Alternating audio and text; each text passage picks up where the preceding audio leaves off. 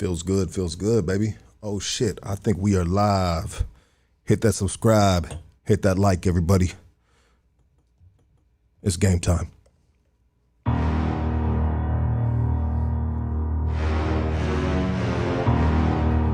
Let the ceremony begin. Countless battles, I walk with no shadow. Desert in sandal, the ghost with the candle. King of all crowns, rip the rattle off serpents. Blood I thirst, since I am the worst. Follow your footsteps, you have no footprints. I am the surface, you worthless purpose. The moon, the stars, I'm connected to darkness. Heads of marksmen, I've hunted the farthest. Village of troops, Molotov the roofs. Black Sunday service with Holocaust roots. Homo Kabbalah, black magic and balas. These AKs and hollers will leave you forgotten. This bottomless season, you looking for me, Mussolini, Gaddafi, the world cannot stop me. I'm legend, remember me? Gifted since birth, you were delivered in a hearse. Your mother and your father trade your soul for a curse. I'm a soldier, coming at you like a locomotive. Never knew I navigate the culture. Service at the tabernacle potion. The devil made my father, little spirit set beside me. My mother was a slave to 3 witches on the island. Ever cheat death? Ever wake up and can't catch one breath? Master of obstacles, the Nostradamus. I structure the continent, the director of operas. I swing my arms, I move the seas. I change the weather, 500 degrees. The god of chaos, I shed no pity. Come over for the seance. Here, kitty, kitty. The ruler of your conscience, yeah. In your head, I'm a monster. Take control of all your options, yeah. There's no way you gonna stop this. The ruler of your conscience. Yeah. Where you gonna stop it? Don Pablo, master ceremonial. Godfather, Vito Corleone.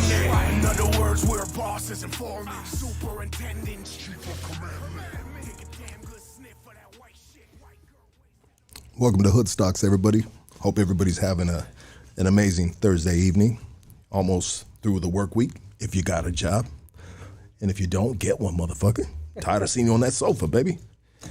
Today's podcast is brought to you by Glory Plumbing, serving Southern California. The vision is to be the leading plumbing company in the industry, value-driven, giving more value to our clients than money we take, plumbing with the purpose. For every service, we serve others by giving those in need. And you can contact these individuals. Here's their email, gloryplumbing2021@gmail.com. Once again, that's gloryplumbing2021@gmail.com, and their phone number is 888-620-6444. Glory Plumbing. I mean, if you have any type of plumbing issues, I mean, I would have really appreciated if you guys go through these gentlemen right here, because they believe in this platform to place an ad on this platform. So, hey, I want to make sure we get good results, right? Because that's how we get more ads and that's how we grow. You know what I mean? So we got to support the community because these guys are supporting us. Damn, I almost ran out of breath saying that shit. God damn it. Okay, another ad. We got CoachellaShirtDesign.com. I mean, I don't mind if you guys go check them out right now. Coachella, for all you potheads, all you weed heads, you know what I mean? Come on now, baby. You know what I mean? CoachellaShirtDesign.com for the best cannabis style clothing for men and women. Check out High Maintenance Clothing. They have over 80 styles for men and 55 styles for women and counting. Jesus. Most products ranging from $35. And you can see all the clothes exclusively at CoachellaShirtDesign.com. Okay. And we got a new sponsor. You know what I mean? And this is kind of like, it makes sense, right? You know what I mean? And big shout out to FB County. You know, the cats are sending the Charlie Browns and their motherfucking parachute pants. And I mean, I think them pants are bulletproof. They so goddamn thick. You know what I mean? I think they're bulletproof pants. You know what I mean? Because I used to wear them back in the day. You know what I mean? And I mean, you don't want to be jumping fences in the motherfucker, but it is possible because there's a lot of us that have done it. You know what I mean? And so it's fbcountyyusa.com/hoodstocks. Use promo code hoodstocks, and that will get you an amazing discount. You know what I mean? So promo code hoodstocks, FB County, new partnership. We're very excited about it. And, you know, hey, cop yourself some gear, baby. You know what I mean? Okay, today, very anticipated day. I was looking forward to this podcast, man. Home from serving 32 years in fucking prison. 32 years in prison. I know this dude looked like he 32 years old himself already, but this dude just got serving 32 years in prison. I want everybody to give a warm welcome to this man, to Hoodstocks platform, Hoodstocks podcast, our community. Everybody give it up for Serafin. Serafin. Did I say it right, baby? That's a thing, my G. I mean, it's good to have you here, brother. Welcome home, bro. Thank you. It's happy to be home. It's like the best experience I felt in 32 years, right? Can you talk a little bit of the mic, my G? Yeah, absolutely. People want to hear you, bro, and I want people to hear you. Sometimes I let them go for a while, and then I'm like, I got to cut them off and tell them. But yeah, so yeah, 32 years. Yeah, it feels good to be home. Absolutely. Yeah. I mean, what is the first thing you did? I mean, when you get out from doing 32 fucking years, bro, you know what I mean? What was the first thing on your mind, bro? Just being with the family, hugging my mom, which was what I did upon entering, coming in the house. You know, she was right there waiting for me after my brother and 3 sisters went to pick me up.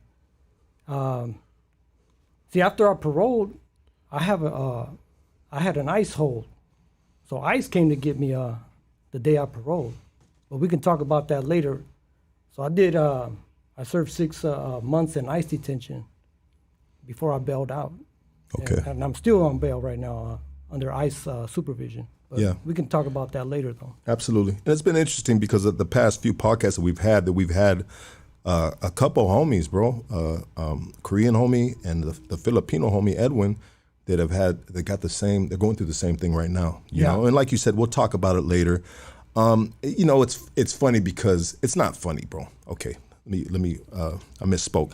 But people always talk about, like, first time I got out, I wanted that Jack in the Box, 2 tacos for 99 cents. I kept on, I kept on thinking about, you know what I mean? But yeah, of course, bro. If you got a mom after 32 years, man, that's all you're thinking about is seeing your family. Did they record it, bro? They did. I'd like to see that video. It's probably personal and stuff, but No, I'll share it with you, yeah. I'd love to see that, bro. And when I see videos like that, bro, on Instagram or any social media, bro, it's like, you know what I mean? Oh shit, you gotta fight back that tear, homie. You know what I mean? Because of mom and shit. Then you think about, like, well, what the fuck he was in there for, dog? I mean, and that tear comes away and it's like, nah, homie, fuck that fool, dog. What's he doing out here? You know what I mean? Nah, that was an incredible experience, though. And I still look at that video every now and then. I still cry, seeing how happy my mom was, you know, to have her son back. Absolutely. So we talk about, and we can get into the story regard to moms and pops. I mean, was pops there? Yeah, pops was there. Okay, but it was mom that you emphasized that was the important thing to you. Yeah, because I saw her, the one that suffered the most, you know, it was mom's. Pops was able to just like, yeah. Exactly. Absolutely, bro. I get that, bro. So, well, welcome home, brother, and thank you again, brother, for agreeing to be on this podcast, bro. You know, absolutely. We really, I mean, these stories, bro. Like, you hear about these stories, but you hear them like on a phone call, or you see some dude doing something like on a Zoom or a Skype or something like that. But to actually have these stories from the homies face to face, in person, live and flesh. I mean, we in East LA right now, you know what I mean? It's just a different level, baby. You know what I mean? Yeah. Like, it's real, dog. You know what I mean? It's real. I mean, like, and I talk about the homie, like, we can both touch each other, you know what I mean? Like, you know, and sometimes it could keep both of us honest, bro. You know what I mean? Because it's easier to share a story over a phone or than the side of a screen, dog. You know what I mean? And you know, who knows how they get on sometimes, or how they might feel because they're in their fucking they're in their bedroom. You know what I mean? And they got the door closed. Mom's in the other room. You know what I mean? He's like, you know what I mean? Barking and shit. You know what I mean? Oh, it's this and oh, it's that and blah blah blah. And we look in the background. He's got a Star Wars poster up, and you know what I mean? Teletubby poster over there. Anyways, I'm sorry, brother, but I love these, and I really, really like, I mean, hearing these stories, even though they're not my stories, bro, they really just like impact my personal life, bro. And they make me just be thankful, bro. And a reminder to fucking lucky. You know what I mean? Fucking walk that straight line, my G. You know what I mean? Like, be cool, dog. You know what I mean? You had your fucking days. You know what I mean? You old fool, or even for the youngsters. Like, bro, like, it's crazy the feedback that I get since I've been having a string of a lot of ex-lifers that got out, bro. And it's the positivity. You would think sharing that story would not create such a positive reaction back, right? But but it makes sense because their success stories are they started off negative and they became positive at the end. And that's one of the reasons I wanted to come on here and share my story, to highlight the positive finale of my journey. My journey is still ongoing, but out here it started, right? But I want others that are still inside to see that hope and redemption is well and alive, and they can eventually attain their release and come back home to their families, their mom, if they still have their mom or their dad, to come back home. It's a wonderful feeling, and it could be done. I did it. It's the only thing fake on this podcast, bro. It's all good. It's the only thing fake on this podcast is that crowd we got in the room. I mean, one day we might do it in a fucking studio audience. You know what I mean? Fucking Oprah status. You know what I mean? Oh hell yeah, that'd be good, right? That would be dope, bro. I bet people would pay the experience, bro, to sit in there and be like, this fool just got out from 30 years, 32 years, and he was in there in fucking Pelican Bay SHU for 20 years. Oh, hell no. You know what I mean? I gotta go. They said, fuck the Dodger game, fuck the Laker game. Damn, I had them courtside seats, but fuck it, dog. I'm gonna go see this fool SERAFIN, you know what I mean? See what he's talking about. I mean, it's like a real, like, you know what I mean? Yeah. Yeah, like there's probably a couple fools out there right now on a fucking all lathered up and fucking baby oil and a G-string on right now, dog. Sorry about that, bro. There are some weirdos out there, though. Preston might be one of them. I'm trying to remove that visual right there. I apologize, brother. I'm just trying to lighten it up, dog. Yeah. And this is a part of my retarded personality, dog. You know what I mean? Can we begin this journey, brother? Can we begin your story? Yeah. And how far, and feel free to go as far back as you want so we can make sense of the events that came upon you. Well, I grew up, my childhood, I grew up in South Central LA, right there by the LA Coliseum, USC, in that specific area. And in the 70s, my teenage years was in the 80s, right around the crack cocaine epidemic, when that hit. And I got involved in making money because there was a lot of money to be made, and I got involved in that game right in that area. And the effects of that epidemic was ravaging my community and all of South Central at large. So I was involved in a lot of violence, man. I did a lot of things that I didn't get caught for. Fast track to when I was 17 years old, I was in Boyle Heights.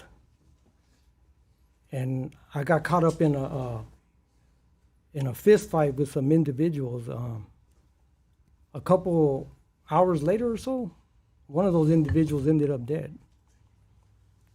And this was during the daytime, not even noon. And by the evening, my house was raided. LAPD arrested me, charged me with murder. And that's a crime I didn't commit. They said there was a motive for my having committed that murder because I had been in an altercation with the victim hours earlier. So anyway, I went to trial. I went to juvenile hall first because I was 17 years old. I went to juvenile hall, and by the time I was 18, I was sent to the LA County Jail, Men's Central Jail, and I went to trial, lost, got convicted, and I was very naive about the law, and the sentencing. I always thought like, well, if I get found guilty for this, I'll probably do like 3 years in a camp. That's how naive I was, Yeah. And then sentencing came. And I heard the judge say 27 years to life, and it didn't register right away. Like, what does that mean? 27 years to life. I was still. I don't know if it was I was in denial, or I still believe that, yeah, I'm a minor. They can't send me away for life or even 10 or 20 years for that, you know. But I was sent to the California Youth Authority, and I was allowed to serve as up to 24 years old. I could stay there before I would be transferred into CDCR. Well, I was right here in Norwalk in the reception center. And growing up, not being part of a street gang, right? I was cool. My programming was all right. There was a couple other guys that I was always with that weren't from a gang either. So we didn't have no problems, you know. The guys that were having problems were like gang rivals and stuff. They would be having fights and all that stuff, but we didn't have that problem. But then I get sent to Preston up north, California Youth Authority. And getting off the bus, they asked me, are you Sureño or Norteño? And I didn't know too much about that either, you know. And I remember asking the person that was processing us off the bus, and I said, what do you mean? And person figured like, oh, okay, he doesn't know anything about the North and South, you know, rivalries. So the person asked me, what county are you coming from? I said, LA County. He said, oh, you're Sureño. And segregated me in a unit where there were nothing but Sureños. So I was celled up with a Sureño. And from that point, I'm being run down by their homies now, you know, and they're telling me, we got enemies here, they're Norteños, you know. Once they let us off, because we were segregated, the Norteños were on the GP. They had us on lockdown. But they were going to eventually let us out and try to program together, because there had been, before I got there, there had been some incidents going on, skirmishes. So that month I was there in that unit, I basically got indoctrinated. Okay, so that's who I am. I'm a Sureño, you know. And sure enough, once we got off lockdown and hit the GP, you know, it wasn't too long where I caught my first assault. They didn't kick me out of YA at that time, but I got another infraction about a month later. They caught me with a shank, and that was my second strike. They should have kicked me out by that time, by that one, you know. And then on the third one, a couple of months later, another assault, and that was 3 strikes. They said, you're not, their words, you're not amenable to programming right here. So I did 8 months right there, and that was it. This was 1989 now. I was 19 years old. And they sent me to Chino reception to undergo the processing. And while I was there, I remember being interviewed by my counselor. And the counselor, you know how they ask you when you're in reception where you want to go, you know? And I had conversed with a couple of individuals to school me on that process, you know, where can I go? And they said, well, your sentence, what happened to you in YA, you're going to go to level 4. And I didn't know too much about that, but they're explaining it to me, you know. And they only have about 2 or 3 level 4s at the time. It was Tehachapi, New Folsom, and then one that's just being built. It wasn't even completed yet. It was Pelican Bay. But I was hearing stories about Pelican Bay. It's like, oh yeah, that's going to be for like the worst of the worst, you know. They don't even let you out of your cell. These were the rumors we were hearing in reception in Chino, you know, like you're going to be in your cell 24 hours a day. The shower's going to roll to in front of your cell. Your cell door opens and you step into the shower, and then it goes on to another cell. That's what they were saying. Yeah. And I'm like, damn, I don't want to go there, you know. I don't think they're going to send me there, you know. Well, I told my counselor I want to go to Tehachapi #1 and New Folsom #2. That's my alternate. Yeah. And the counselor said, all right. And he put me down for that, you know. But when I got my endorsement, it said Pelican Bay. I'm like, what? And I even went and talked to my counselor. I said, why are they sending me to Pelican Bay? He says, my supervisor overruled me, you know. And he said, Pelican Bay was for you. And I was like, damn, okay. So, yeah, I take December '89. That's I caught the bus up there, man, and I remember it was like raining. I mean, it rains up there like 9 months out of the year. You know, it was cold. It's December, and as soon as I got there, you know, the older homies that were there, they started lacing me up with game. You know, how it's run right there, what's expected of you, and everything. And I was like, all right. I mean, by that time, I left YA being a Sureño. I'm a Sureño, you know. That's what I ride, and so I fell in line with the program. And it was a lot of violence right there. It was like stabbings, like every couple of weeks you go on lockdown. There's another one, lockdown for 2 weeks, and off lockdown. And I mean that happened throughout the year, 11 months, until I committed my first stabbing right there. They sent me to the SHU. Actually, you know how you go to AdSeg first for the investigation before you go to SHU? Yeah. So I was in AdSeg for a couple of months when I get a cellmate who had been stabbed on the yard, on the GP. And they put him in my cell, and so I find out that same night, like, yeah, he got to go. So the next day, I had to stab him and get him out of the cell, and it was that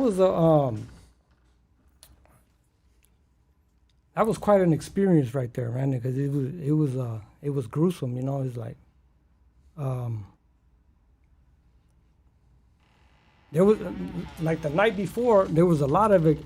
I was going through a lot of anxiety, man, because I couldn't even sleep. I didn't sleep well. If I slept at all that night, man, because I knew like the next day, I gotta get my cellie out of the cell, you know. And anyway, next day came and I did that, and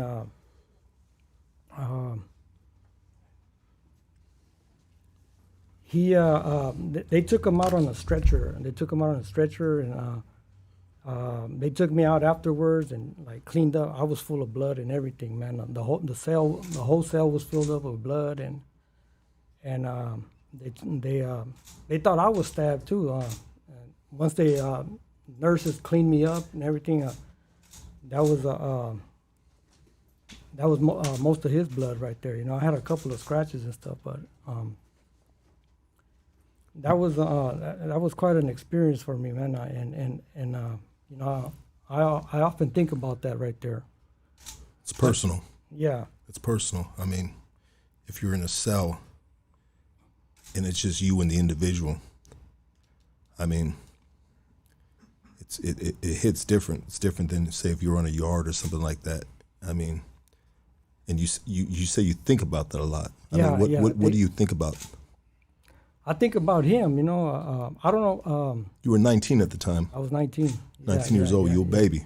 Yeah, and you know, because he was in my cell for a day, we actually spoke, you know, and he seemed pretty cool, you know. I like. And the whole time in the back of your mind, you're just like, I'm gonna have to stab. I gotta stab this dude. Exactly. So you're trying to play it as cool as possible. You got your poker face on. Yeah, exactly. You know. Yeah. And you're trying to, like, you know, trying to make him feel comfortable, you know.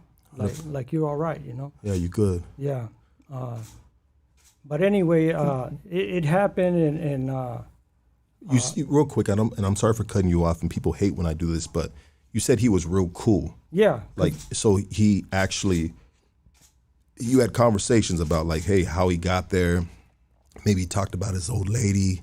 Maybe he talked about personal things in his life to you. Because if you're there a day span, locked up in any closet with any individual, I mean, there's a lot of conversations that can happen. You can learn someone's entire life within a few hours. Yeah. You know, of being in a cell. You know, so you kind of got to know the dude a little bit, or whatever he put forward to you. Yeah. So I didn't find out about his situation that he had to that I had to remove him from my cell until later on that night. So during the day, for several hours, you know, we were talking. We were in that seg, and he came off as a real cool person, you know. And I was hoping that nothing was wrong with him, you know, that it was just something personal between him and somebody else, and you know, we can kick it, you know. But that wasn't the case. Anyway, when I found out that night, that's when I was like feeling like anxiety. And you know, I had heard of stories about like, man, whenever you got to be in a situation where it's going to be you and your cellie, you know, you got to be careful because if you don't do it right, it could go all bad, you know, it could go wrong. So yeah, he can take the knife from you. Yeah, exactly. You know what I mean? You can end up the victim. And it's happened, you know. While I was in the SHU, I heard it. Was he bigger than you? A lot bigger. He was probably 210. I was maybe 140. 140. Yeah. So you just a little skinny ass motherfucker. Yeah. You know what I mean? And this dude came in. He already been in there for a minute. Yeah. Yoked up. Yeah. I mean, would you say 210? Yeah, he was about 210. 210. Yeah. We had weights back then too, you know. Yeah. No. Yeah. But anyway, I went through that, man, and it's I don't look at it as like back then when it happened, I did have some pride about that, you know. I looked at that as a badge of honor, you know, but that feeling changed, you know, after some years in the SHU of reflection and stuff. Absolutely, and we can get to that, brother. You know, and it's kind of interesting, bro, that you kind of, you know, you weren't gang related on the streets. You were just a hustler on the streets, South Central. Yeah. You know, and it kind of blows my mind a little bit that, you know, so there's a thing, if you ever come through LA County Jail, when you hit any yard in the state of California, the homies hold you to a higher level, and they say you have no reason for fucking up on the yard because you get all your clecha in LA County Jail. A lot of people say if you can survive LA County Jail, you can survive any prison anywhere, you know? And so it seems it's kind of interesting to me, rewinding it a little bit back, saying that you were kind of just like, you were barely getting laced up through certain levels as you progressed in your time or in the system. But then again, that was a short time, so shit happened to you very quick, it seemed like. Yeah, it did. But you weren't no punk. As a kid, you had some nuts on you. Yeah, well, I lived that lifestyle, you know. Even though I wasn't part of a gang, I was in a lot of fights, man, and you know, shootings and all that stuff. It was South Central in the 80s, you know, and there was a lot going on at that time, you know. So, you weren't foreign to you weren't foreign to no active violence or no crazy environment from just being in South Central during that time period, which 100%, man, I hear stories about that area. You know what I mean? I'm 45, so, you know, 90s. I caught some, you know, some of the highlights, the highlights of the gangster shit, you know what I mean, and what it was then and what it is now, right? You know, old heads always compare, like, back in my day, you know what I mean? But honestly, when we talking about those days, bro, that's real shit, you know what I mean? That's solid shit when someone says, well, it's changed big time, but you still got to be careful out in these streets right now because these fucking kids are not playing either, you know? So,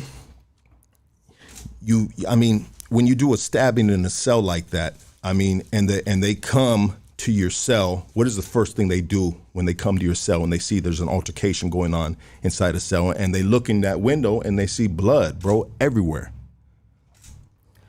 Well, they didn't come in the cell. What happened was they opened the door, and the tower would yell, "One of you step out," you know, and so. The view was like, when they do that, when something like that happens, you don't step out, the victim steps out. Okay, so that's how they do it in Pelican Bay. No, it's not the prison's policy. That was like our view, like Yeah, no, 100%. yeah. Yeah. But so they racked the doors from the tower, and because they knew there was an altercation going on in there, Yeah. and they racked and they said, "Hey, step out." Yeah, one of you step out, Yeah. So with us, it was known, okay, when they do that, you stay in the cell, The one that's leaving is the victim. Yeah. So I wasn't stepping out of the cell. So my cellmate, he stepped out, and we went and got tended to. 100%. And then they closed, as soon as he stepped out, they closed the door.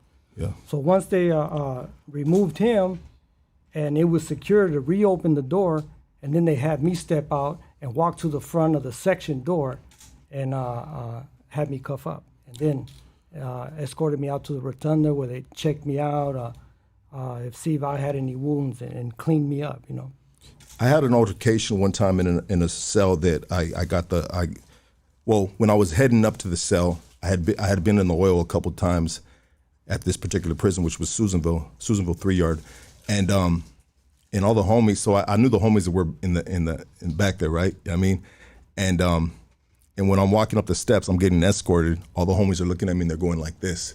And so the Huda says that, he goes, "Hey, Carlos, tell me right now, bro. We squash this fucking shit right now. We squash this shit." I said, "No, we good. I mean, I'm good. What are you talking about? I mean, let's get it." So when I got into the cell with this dude, I realized that, I got the wheel out right away, bop, bop, bop. And they're just like, "Hey, read that shit.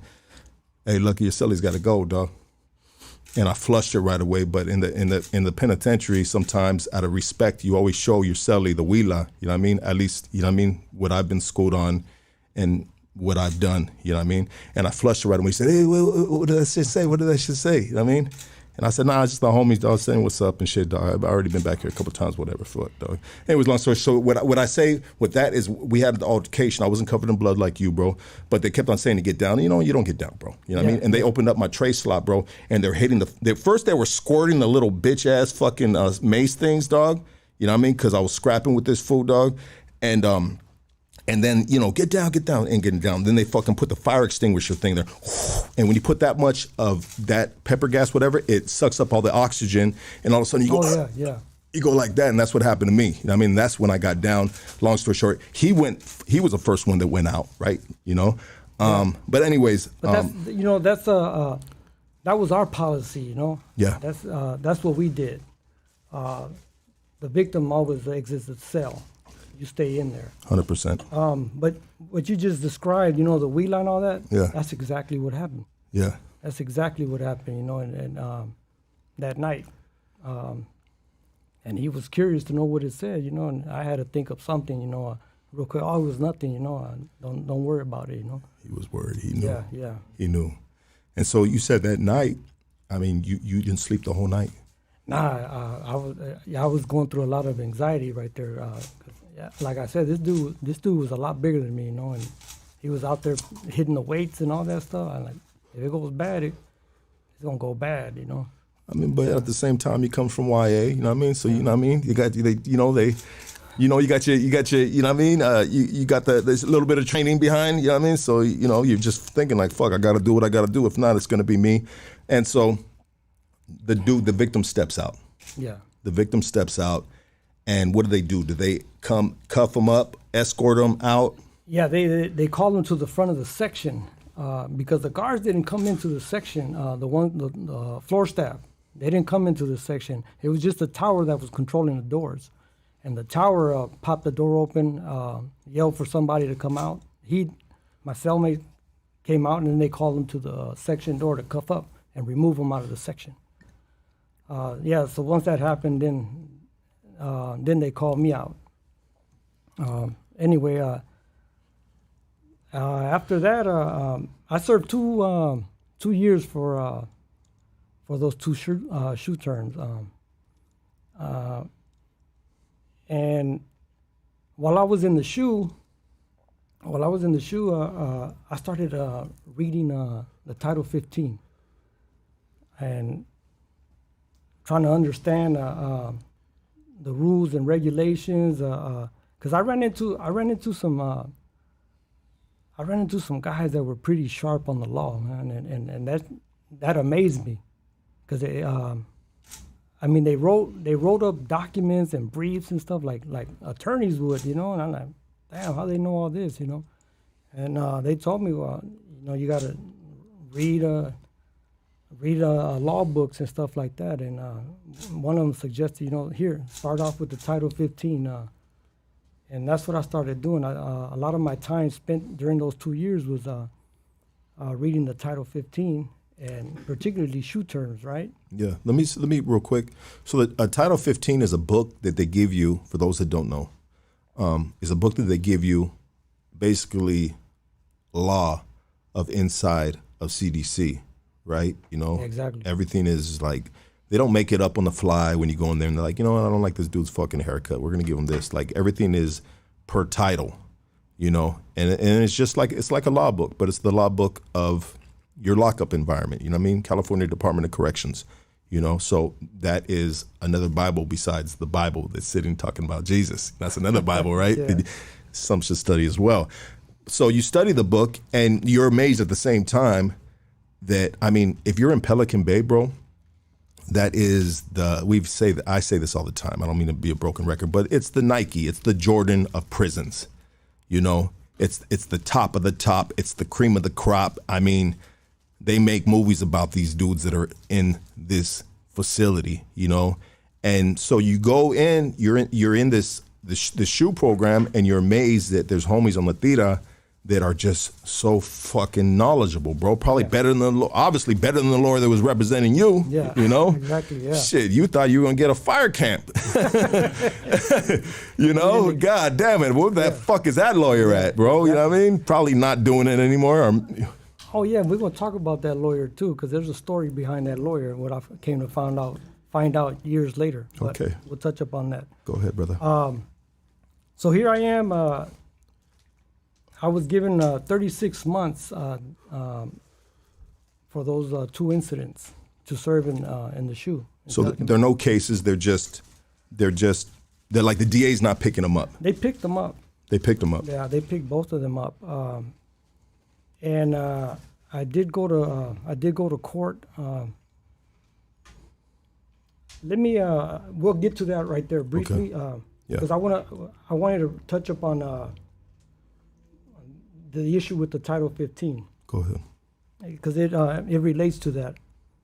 So I'm starting to read the Title 15, particularly with dealing with SHU terms, and I realized that they gave me a year extra to do. They gave me 36 months for both of those incidents, but when I read the Title 15, they said they can't give me more than 24 months. And they ran them consecutive. They ran them consecutively, but the Title 15 says that when you have an incident and then a subsequent incident, before you're actually assessed a SHU term for the first one, they can't give you consecutive SHU terms. They have to run them concurrent. The maximum for either one of them, they have to run them concurrent. So when I read that, I was like, okay. And I filed a 602, which is a grievance form, right? Yeah. And I won. And the counselor was surprised, like, yeah, you know what? You weren't supposed to be given consecutive SHU terms. They're supposed to be ran concurrent. Yeah, and you were probably like, damn, I had to tell you that, motherfucker? Yeah, exactly. Shit. No, so by the time I had filed that 602 and realized that they had given me an additional year, so now they have to hurry up and release me, because it was already 2 years when I did that fighting that submitted at 602. Yeah. And so they did release me, but they sent me to Corcoran SHU. And while in Corcoran SHU, I think a month after I got there to Corcoran SHU in '92. Let's go. They called me back to Pelican Bay. In the middle of the night, they said, "Hey, pack your stuff up. You're going back." And I didn't know for what or anything. And anyway, I was transferred back, and it was to go to court. On both of those cases. So the DA picked him back up. Yeah, the DA did pick him up because they had a year. Oh, okay. They're barely picking him up. Yeah, they're barely picking him up. I'm sorry. I had to go to arraignment, and after a couple of trips to court right there in Crescent City, and they ended up dismissing both of them. Why? I think there's too many of them back then. They had to do. I don't think the court was prepared to having to deal with all the cases that were coming out of that prison right there, you know, and if my memory doesn't fail me, they were looking for the ones that the cases process the cases that were solid. At least they felt that would be solid convictions where they had witnesses that were going to testify, you know. And in my case, the witnesses weren't going to testify, so that's why they were dismissed, including the victims. Yeah. Yeah. Yeah, they weren't going to testify. So, well, mainly the victims. That's who they wanted. The court wanted, or the prosecution wanted to testify, but they weren't going to. So I mean that's kind of like, that speaks volumes in the testament of the victim, of what kind of victims. These aren't your ordinary fucking victims. Like, these dudes are, you know, they're gangsters too, right? Yeah, they're gangsters too, bro. And they're like, all right, that dude got me. Fuck it. I mean, I fucked up, or whatever the fuck might be, whatever the situation scenario was, and they took it on the chin. Exactly. You know, and they said, nah, homie, I might have gotten like that, but I'm still living by the rules of what I believe in, and I ain't gonna be snitching on fools. And so, by the grace of that, I mean, you didn't catch any more time, even though you're fucking 19 years old with fucking 27 to life, right? Exactly. I mean, how much of a fuck do you really give back then? I mean, it seems like you didn't have no fucks given back then. You just trying to survive in this environment. Trying to survive, and at the same time doing what I thought was what I had to do. You know, that was part of the lifestyle right there. And so back to Corcoran I go after the cases were dismissed. Okay. And send you back to Corcoran now. Yeah, they sent me back to Corcoran, and I ended up doing like 8 months right there before I was finally released to the GP. And they sent me to New Folsom. Now we're in 93. They sent me to New Folsom, and there was some incidents happening there in New Folsom between Sureños and the Africanos. And when I got there, there had been a couple of discussions, talks, you know, to quell the tension and allow everybody to program. And fortunately, that happened. You know, everything was squashed, and we were programming. And I was there for 4 months before I requested a hardship transfer to Corcoran. They had just opened up the 4B yard, which used to be a return to custody, parole violators. And they turned into a level 4 180. And so I was there not even 2 months when there was an incident with multiple stabbings, the Sureños on Norteños.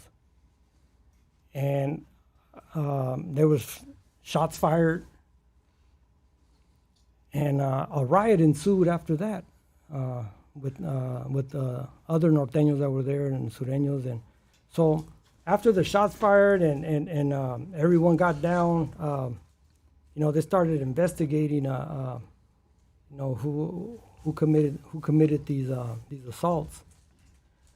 And at the end of trying to figure out what happened, there were about maybe a dozen Sureños that remained. Everybody else was sent into their cells, and they locked down the yard, you know. And I happened to be one of those 12 Sureños that was still there, lying on the floor in prone position with cuffs as a suspect. And we were there for like hours. This was summertime and Corcoran is hot. And they started the CO started letting one or two at a time to go use the outside latrine because we were there for hours. And one of my homies, he moved from where he was by this time sitting maybe 15 yards to go sit down to another homie to talk, and one of the guards, there was two guards that were there to observe us. And one of the guards didn't like that the homie moved from his where he was seated on the ground. So he went and grabbed him by his arms and started dragging him back to where he was originally at. And when he did that, all of us, handcuffed and everything, we got up and we rushed the two huras, kicking them. The two homies that had went to use the restroom, they had removed their cuffs from them, so they were able to use their fists, and so we got all charged with assault on staff for that. And later on, I did another 602 on that, and got it reduced for 10 of us. We got it reduced to just a riot with staff, which was a lesser charge. The other two homies that had their cuffs off and were hitting with their fists, because those of us that were cuffed, all we could do was just kick. But the other two homies, they were using their fists. And their charges of assault on staff remain. Anyway, so we go to the SHU right there in Corcoran. And I don't know if you probably know how Corcoran did it back then. Yeah, I was going to ask you that prior to you leaving that, but I didn't want to interrupt you, brother. But it's still on the internet and shit. I think back then when you were in there, bro, they were basically having cockfights with inmates. Yeah. Were you there when that was happening? Yeah. Wow. Let's talk about that, bro. Yeah, I was there. We got it pretty bad because it's assault on staff, and some of us they pretty much assaulted us in the cells with the batons. Some of us got our heads cracked with the batons and required hospitalization, stitches, and all that stuff. Some of us had welts with the batons on our backs. They did us. They did us in.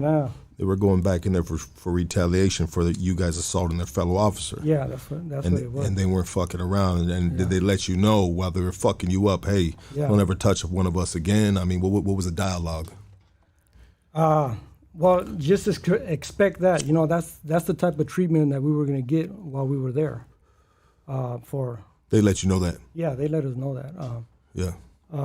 And it happened, anyway, during I was only there for like four more months, 4 or 5 months before I was transferred to Pelican Bay. And by the way, that charge for a riot only carried a 4-month SHU term.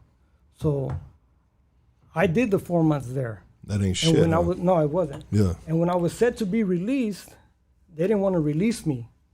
So they did an investigation. The institution gang investigator did an investigation, and they charged me with being associated with a prison gang.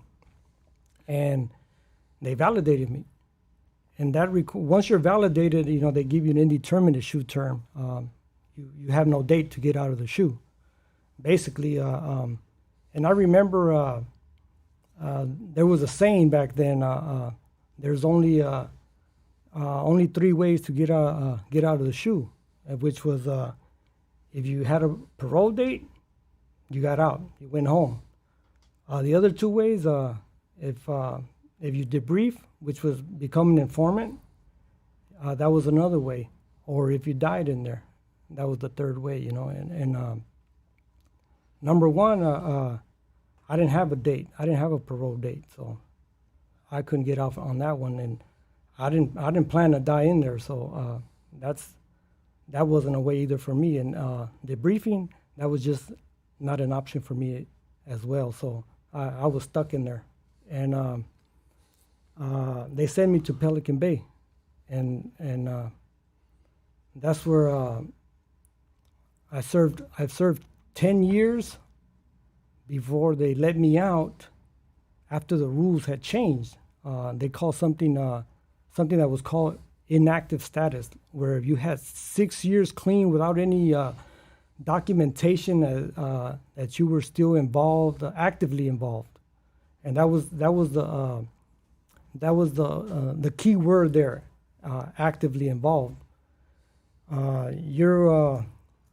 You were allowed to have a hearing to see if you would get released back onto the GP for not having any recent documentation within the past 6 years that you were still engaging in gang activity. And it's kind of easy to do that while you're locked in a cell, right? Yeah. It's easy to do that. Yeah. Did we skip, I apologize for this, brother, but did we skip the Corcoran stories? Or could we get back to that? Yeah, we could get back to that. Well, there was a lot of... were you ever put out in that with any of those cockfights? Or I hate to use it as a cockfight, bro. That's fucking ridiculous. I mean, that's what it was called. That's what. Yeah. Essentially, okay. That's what it was. Yeah. A couple of times, I had to go out there and fight.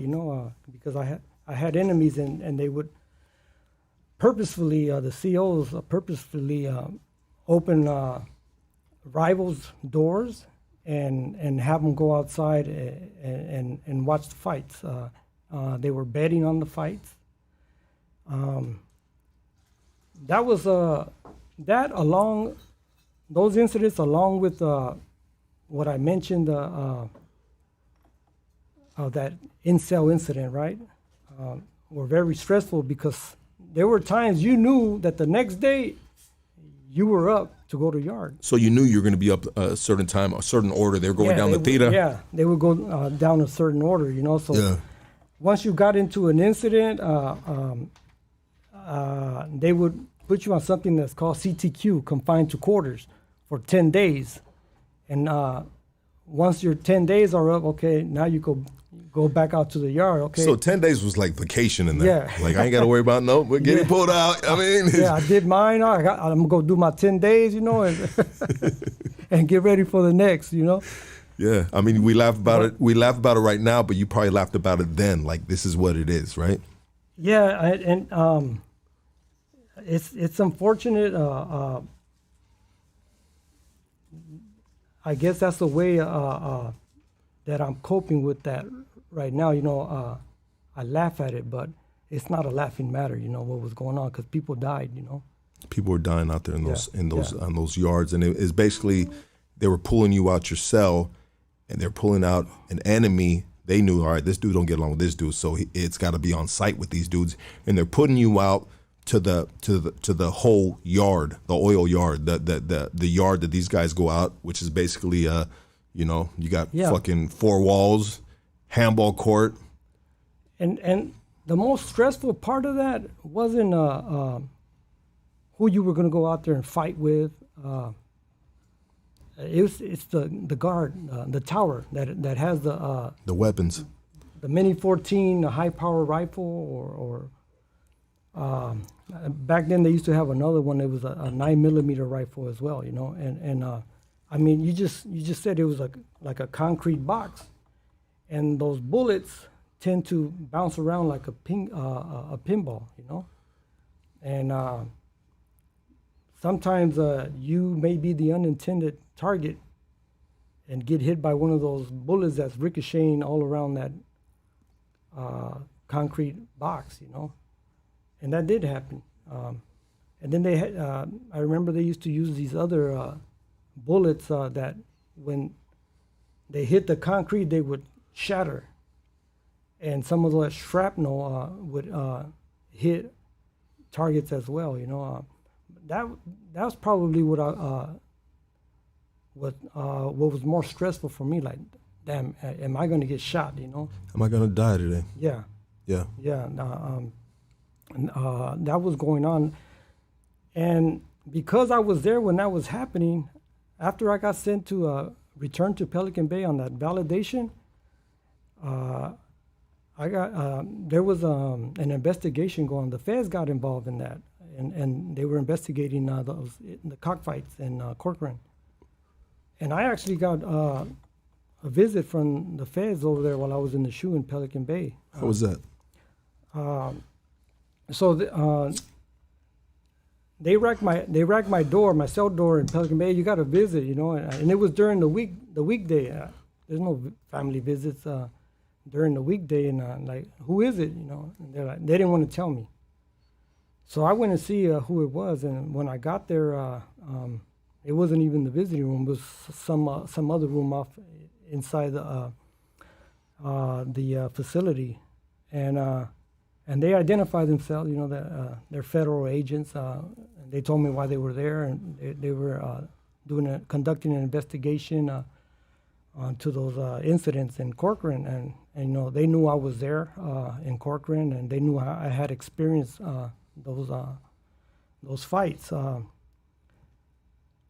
But you know, there was a code amongst the convicts. You know, like you don't say anything. You know, and when they asked for my assistance to provide them with information about what I saw, what I experienced, I declined. And I said, no, I'm not going to do that. You know, and I got escorted back to my cell. You know, I just because of the code that I told myself I was going to be living by, I couldn't bring myself to even tell on police officers what they were doing, you know, because it was a criminal investigation, you know, and I didn't do it. Even though they're telling on us left and right, yeah, but still, there's rules and there's regulations, and you gotta. There's no, like, how do you say it, bro? Like little loopholes in telling, right? Yeah, you know what I mean? Yeah. You know, there's no dry snitching, there's no snitching, there's no, you know, yeah, obviously, and you were a solid young individual. That's what they call them at the time. Oh, you solid. I mean, you know, yeah. And you weren't, you know, I mean, salute to you on that, brother, you know. And so they send you back to your cell? Yeah, I went back to the cell. Anyway, I did a 10-year stretch, but I wanted to tell you what I was doing during that 10 years in Pelican Bay, SHU. I started educating myself, and I want to describe a little bit about how it was in the SHU right there. It's a small pod with 8 cells, 4 in the bottom tier and 4 in the top tier. And sometimes you were allowed a cellmate, and sometimes you were there single cell. And I had neighbors who were norteños, who I considered, they considered me, you know, we were rivals, we were enemies. And, you know, there were whites there and blacks, you know, and for the most part, it was very respectful. Even though we consider each other rivals, you know, enemies, our interaction was at a very high, respectful level. Now, there were cases like if the door is open, whether accidentally or... It's on site. Yeah, sometimes it was that way. And sometimes if you didn't know, you just, you always had to be on your toes just in case it happened, you know. Be alert, be ready, you know. But living for years and years with these individuals that I once considered rivals, that who I was fighting with or stabbing on the GP, I became real close to some of them. I mean, I would share, like sometimes share family photos. They would share theirs. I would share mine, and we would have long conversations about, any topic, sports and or about books we're reading, and so it's hard for me to feign friendship. It's like if I don't like you, you're pretty much gonna know it. And so I didn't. There came a time where I stopped viewing them like that, like they were my enemies. They were real cool. You built relationships with them. Yeah. Over the years. Yeah. Talking to the event, talking on the theater. Yeah. And passing photos on the yeah, linea. Yeah. And we shared our canteen. Our commissary. We shared our packages. They would share theirs with ours, with us, and we would share ours with them. Is that a common thing that happens in Pelican Bay SHU? Yeah. Yeah. And when we talk about sharing, I mean, we sharing commissary. Is there something that's? We took care of each other. We took care of each other. We were convicts, and if you didn't make the store, I don't care where you were from. If you didn't make the store, what do you need? Write me a list or something. If I could get it for you, I'll get it for you. And it was vice versa. And when packages came, the same thing. I'll make, when I would get my packages, and everybody else did the same thing. When they get their packages, they make little individual bags, and the CO will pop your door open, and you go take your 7 bags and drop them off on the other shelf. And these are Norteños, these are brothers, these are white dudes, homies. I mean, the respect level was high. It was compared to the GP. It was a lot of respect. I mean, the lights go out at 9 o'clock. Like, you shut down. You can't be making no noise and talking on the tier. And they didn't have solid doors there. They had those honeycomb doors where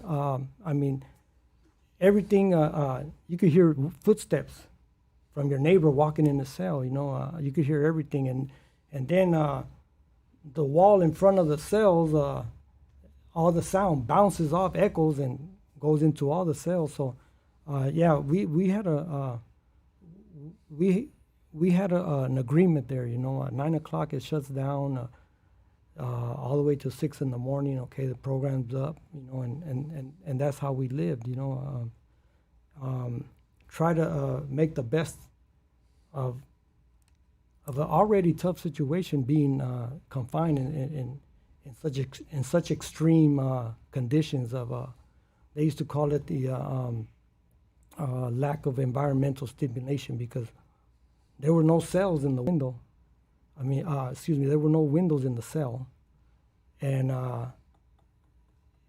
the little concrete yard, all you can see is to the sky. You couldn't see trees. You couldn't see stars, the moon. None of that stuff that we take for granted out here. You couldn't see none of that stuff. I wanted to make a point that I share that right there, because it helped me a lot to improve my social skills. Learning how to communicate now. Before, I resorted to violence first because I didn't know how to communicate.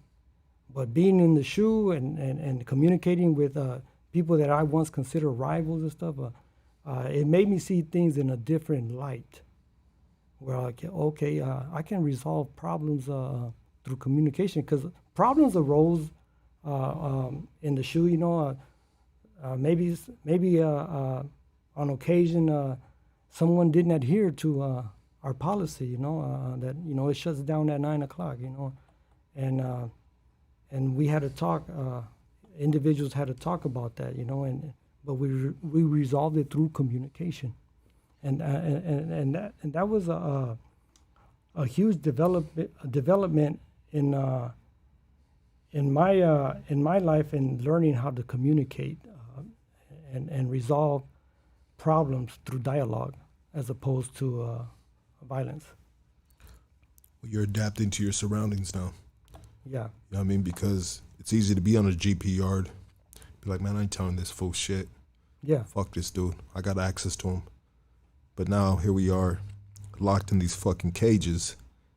And now it's not about the brute strength. It's not about the fucking sharpness of that fucking fierro. I mean, it's using this now. Exactly. It's using that now, you know. Kill him with kindness. Hey, Maji, I know you didn't know, dog, but bop, bop, bop, whoop, whoop. This is how we do it right here, brother. I appreciate it if you can just follow along with the fucking program right here. Everybody's doing it across all races, you know what I mean? Like, just be easy, G. We've been here for X amount of years. Like we got to live with each other like this, dog, you know what I mean? Just be cool. And, I mean, the dude with any sense in his head is going to be like, absolutely, bro, my bad. Won't happen again. But then you get these cats on the tira that fell on bad graces, you know, right?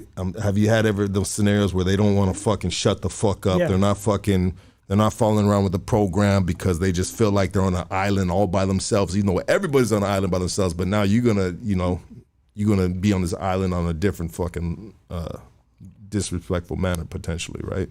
Yeah, that happened on occasion. It used to happen a lot more prior to I want to say 95 because when Pelican Bay first opened in late '89, there was a lawsuit, a class action lawsuit. Flip me out with the one in the refrigerator. Sorry about that, brother. Yeah. I got one in the fridge, so. Yeah, there was a class action lawsuit because they had a lot of individuals in there that had mental issues, and you had those that bang and kick the cell doors all night long. Bugging out. Yeah. Some that would gas, you know, throw fecal matter and urine. If they didn't like you, you know, they'll fling it at you through their cell doors. And they had a lot of that stuff. So for the people that don't know, real quick, he said earlier in this, while he was describing his environment, you used the word, I believe, honeycomb doors. Yeah. And so for the people that don't understand what he's saying, is the doors, I mean, it speaks for itself, but the doors are not a solid door. It's almost like a fence, a solid fence, but it's just got a bunch of fucking holes all over that bitch. You know what I mean? So if you get released to go take a shower, right? Pop your door, you got a shower, and you walking down the fucking theater all fucking cool and shit, dog, with your fucking Irish Springs and your fucking roll of fucking, your towel rolled up and all that good shit, dog, you know what I mean? About to get yourself a nice fucking hot shower in Pelican Bay SHU, baby, living your best life. I mean, you got these, we call them J-Cats, I mean, they're losing their fucking mind or whatever, and they throwing fecal matter, you know, and that's fucking shit, piss. Yeah. Have you ever been hit with that? Yeah, I got sprinkled once. Is that what they call it? Sprinkle me, baby. E40. I got sprinkled once, and the thing is, one of the funny things about that is that, you know, the audacity that those individuals that did that they would actually hoard the ingredients that they would use. They were letting it fucking ferment. Yeah. It let it cook. So it could have maximum effect, you know? 100%. I mean, if I was in that line of business, you know what I mean, I'd hold that shit for a good week straight, you know what I mean, and fucking just let that motherfucker, oh, it's bubbling. Here comes Serafin right here, this motherfucker, you know what I mean? Yeah. He got all the good pictures and he ain't sending me not one. I hear him all day on the theater. Yeah. I remember having to when we had somebody that did that in the pod, you know. I remember, just like you said, going to shower, you got to walk the gauntlet, you know. Yeah. Put your towel over you, know, over your head. And is that something that the homies do, or everybody does? Everybody does. When there's somebody like that, it's unpredictable, you know. Who he's gonna decide gas the next day or something, you know. Yeah, when you have to pass that cell, man, you just put your towel over you, man, and walk to where you got to go, the yard or the shower or wherever, you know. But, you know, I was telling you about the class action lawsuit. The judge found in favor of not everyone in general in the SHU, but found in favor of those individuals that had mental issues or that were susceptible to having mental issues at some future point because they were already exhibiting signs, right? So what would be exhibiting signs besides throwing shit? You say kicking the door, telling the COs, I need to get the fuck out of here. You know what I mean? Well, you know, if a CO sees you like talking to yourself or you're being despondent, and they can refer you to a psych evaluation or something. You know, some would go to the psych evaluation, some wouldn't. And that's one of the ways that they will determine whether they have issues already or they're starting to exhibit signs of being susceptible to having mental problems. You know, AKA weakness. In some eyes. I mean, you could. There's people that look at it that way. You know. Yeah. I'm not gonna. You're not gonna put that jacket on. Yeah, you know, Yeah. Someone sick mentally, you know, I wish for them to get help, you know. Yeah, absolutely. But it was frustrating. I mean, back then, you know, we wanted to get to them, you know, like. Yeah. I mean, it was that bad, you know. But you know, I see things differently now, where. Someone's sick, you know, they're sick, they need help, you know. But back then, your mind state was different. Yeah, my mind, yeah. Your mind state was different. It was like, man, fuck this dude. Yeah, that's how it was, you know. Keeping me up all night, you know, banging on the door or something. I can't wait to get a hold of them. That was my mindset back then, you know. Anyway, so they cleared most of those guys, if not all. They cleared them out of the SHU. So it became more. Living there was a lot more peaceful. That those type of individuals were removed. Put where they need to be at, right? Yeah. A mental ward or something, or a mental fucking pod or something. They called it a PSU. I think it was a psychological unit, something like that. You know, that's where they started housing them. But it was outside of Pelican Bay SHU, and I believe they were given. Environmental stimulation as much as they can get. Like they were out of the SHU. You know, they were in cells now where they have windows and they were let out of their cell outside. So that's what was going on with them. Absolutely, yeah. And it kind of gave you got them dudes out of there and shit, and you were able to get a good night rest. Yeah, exactly. You know, 6 a.m., we back at it, baby. I mean, till 9 p.m. and shit. So you said you did, while you're doing this 10-year stretch in the SHU program, you said you started educating yourself? Yeah. Reading a lot of books? Reading a lot of books, basically like on every subject, you know, history. History was one of the main ones, you know, my cultura, Mexican history, world history, American history. I even got into astronomy and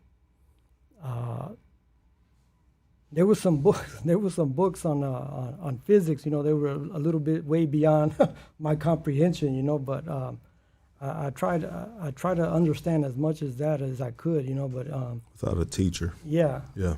But even philosophy, I really like reading about philosophy, and there was a lot of individuals that were doing the same thing. I got turned on to that by a lot of individuals that were already deep into their studies, you know, and I started following suit.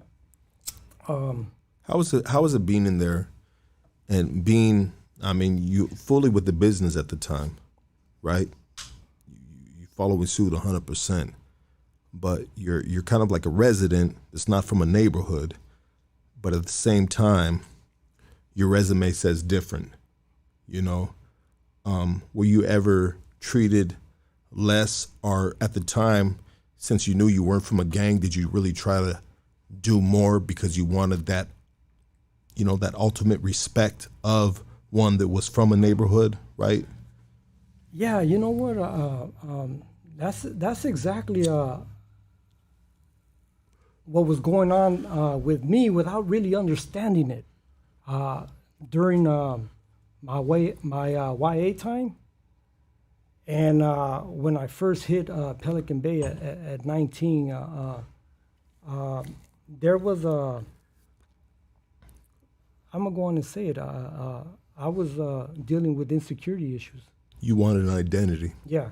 And since you didn't have tie to the streets from a street gang, Yeah. you know, you were willing to go above and beyond to get your respect. And that's I was overcompensating, volunteering. You were volunteering? Yeah, to do more, you know.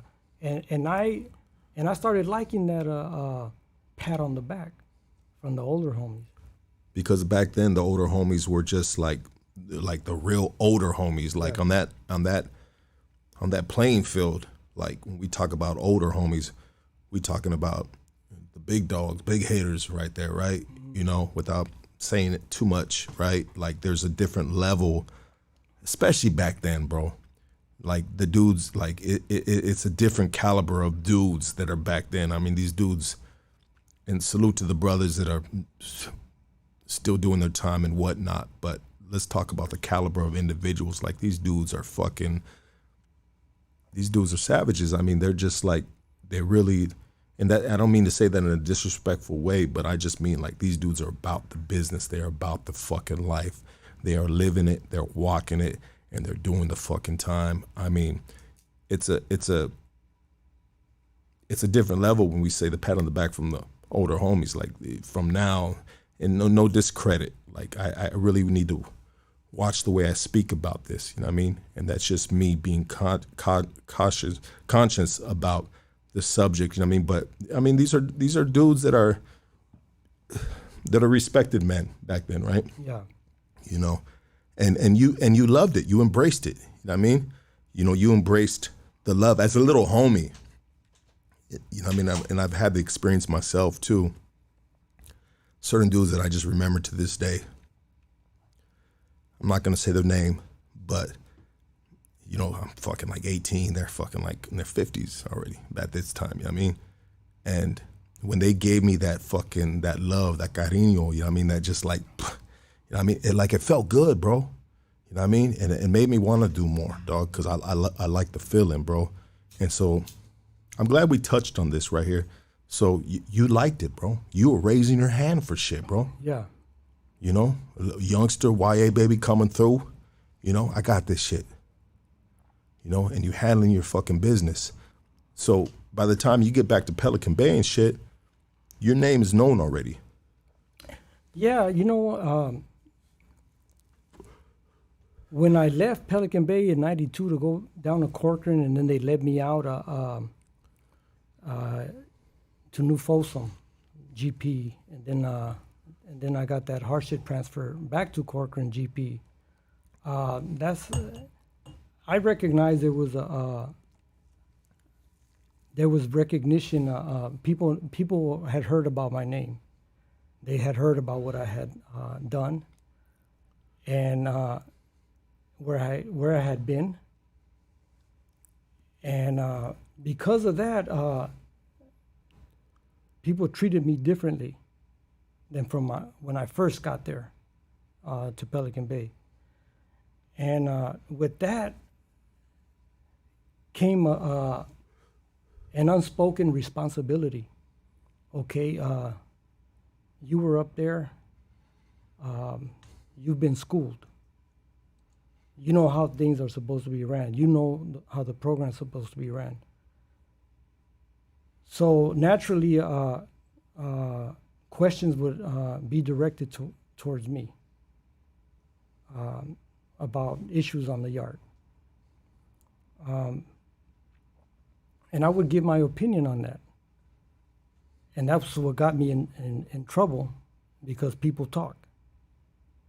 And when people would leave the yard to go on the other side of the fence, so to speak, my name was thrown out there. And that's how they got the confidential information on the administration to validate me. Initially preceding this 10-year stint in the SHU at this time. Yeah. Yeah, absolutely. And so we were back at navigating through this 10-year SHU program. You know, you're reading books. I mean, fucking during packages or the end I would come. I mean, you get out there, drop off your little fucking care packages to the fellas, all races, whoever you fucking with at the time. You know, 10 years of being in solidarity confinement in Pelican Bay, bro. I mean, is this just become a norm to you? Like, this is a new way of living. This is life. Like, it's easy. Yeah. I was. I pretty much had the idea that that's where I was going to spend the rest of my life. Pelican Bay. Yeah. And you were okay with that at the time? I had no other choice. In my mind, I had no other choice. You know, this is it for me. I always held on to a sliver of hope that something would happen. You know, my case would get overturned. The laws would change. And you know, it did happen that way. The SHU policy, it did change. Are we skipping too much forward to that part? Did it change while you were in that 10-year SHU program, or did it change afterwards? It changed when I was in there the first 10 years. First 10 years. They gave us a way out of there. Is that because of the what do they call it again that happened during that time? I'm sorry. There was a where all the races got together and they weren't. That was prior to that. Okay. There was litigation. Okay. There was ongoing litigation. You know, someone was always challenging the validation policy. You know. Absolutely. You got all these dudes locked up with nothing but time in their hands, and they got books. Yeah. And they got access to potential lawyers and whatnot. Yeah, and in 1999, I believe that was the year that they changed the policy to allow release from the SHU based on a finding of one being inactive in gang activity, particularly with prison gangs. And inactive status meant that you hadn't received any documentation. And you talked about this earlier. Yeah, within the past 6 years. Absolutely. Yeah. And so you were able to catch that wave because, you know, you're locked in a fucking cell, bro. How much is there for you to do? You know, and it's been pretty cool. So we get to 99. Yeah. This comes into effect, and they're releasing you from the yard, from the SHU program? Yeah, I qualified. I went before them in 2001, before they call it the DRB, the Departmental Review Board. People from Sacramento come and review your file, see if they can release you. And they denied me for 1 year. I think it was because I was too young still, you know. And I went again the following year in 2002, and this time they let me out. And it was like, for me, it was like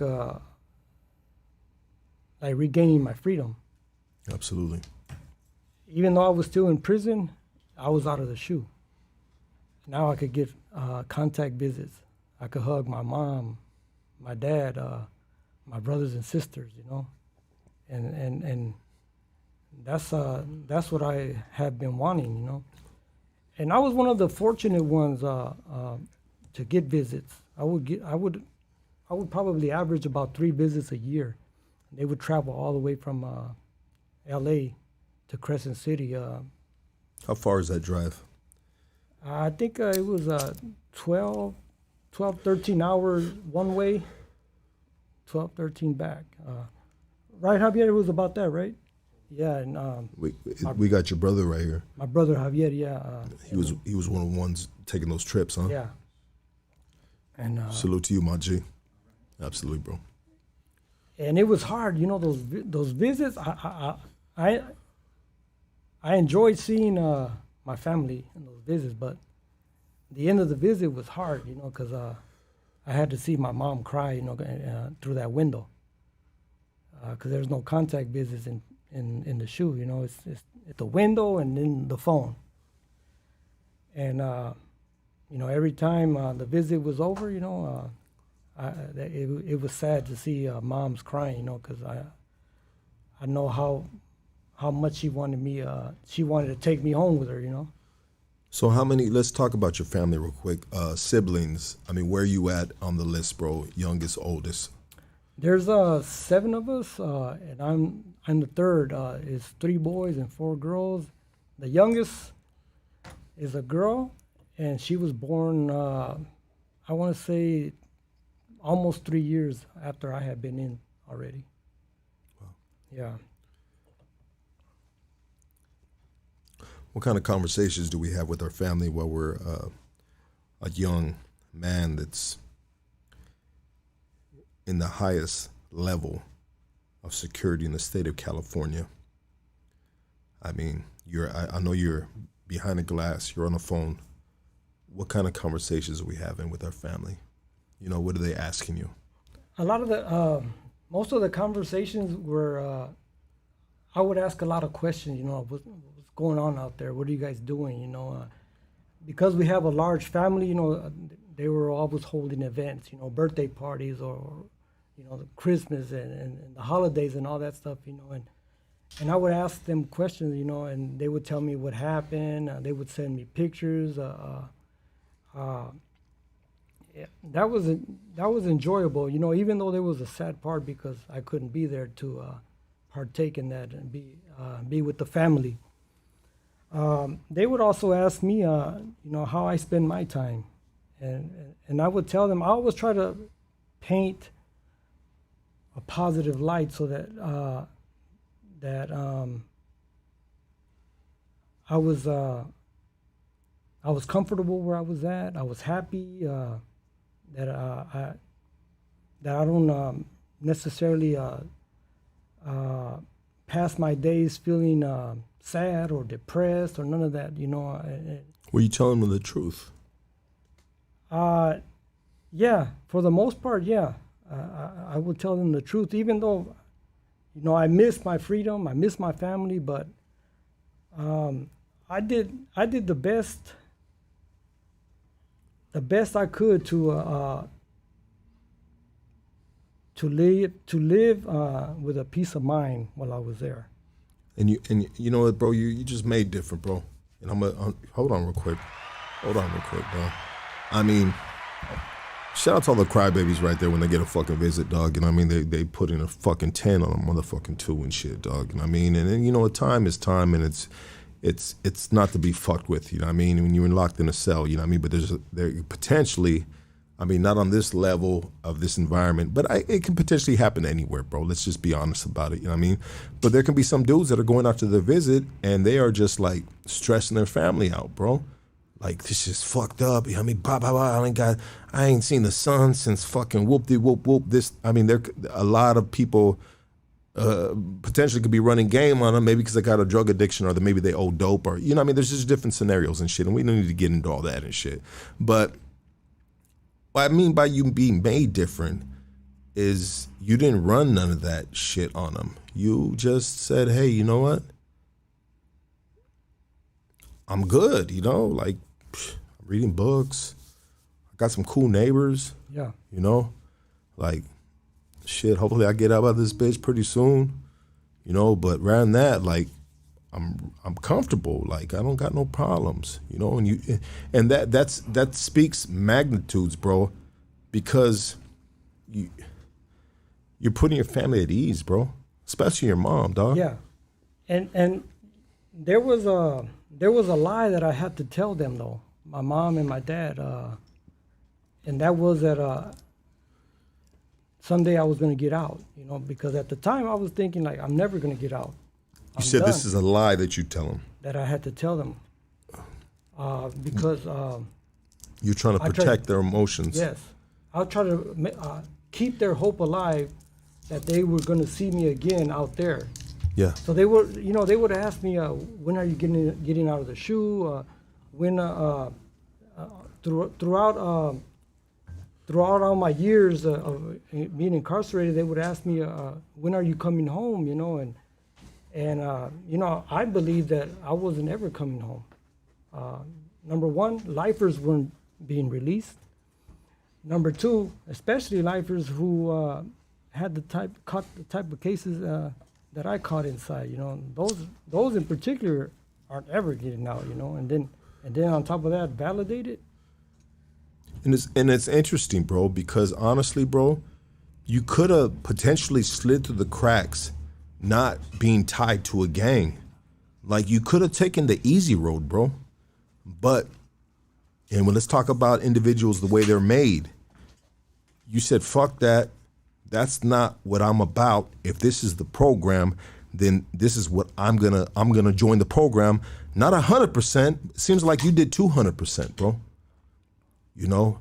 And that's just interesting all by itself, because you could have really took the easy road. Like, hey, I didn't do it, dog. Why am I even here? You know what I mean? Like, Bob, you know what I mean? I was out there I had angel wings on my back and I was reading the Bible. I mean, excuse the fucking stupid shit, but I'm just saying, like, you could have taken an easy road, bro. And you would have not, I mean, in that environment back then, maybe it would have been different, bro. Like, you'd have been frowned upon, like, man, this dude ain't worth shit. I mean, like, he trying to, you know what I mean? Like, he don't want to do nothing. Yeah, it's the way I recall, right there in the Bay, that wasn't an option. Okay. Yeah, it's there was no easy roads. Nah. And the only easy road that potentially could have happened was maybe debriefing or something like that, if you want to call that the easy road. Yeah, that was and I just no, I couldn't bring myself to that, you know. But you know, arriving at Pelican Bay at 19, I remember being told too, hey, you know, this is a participating yard.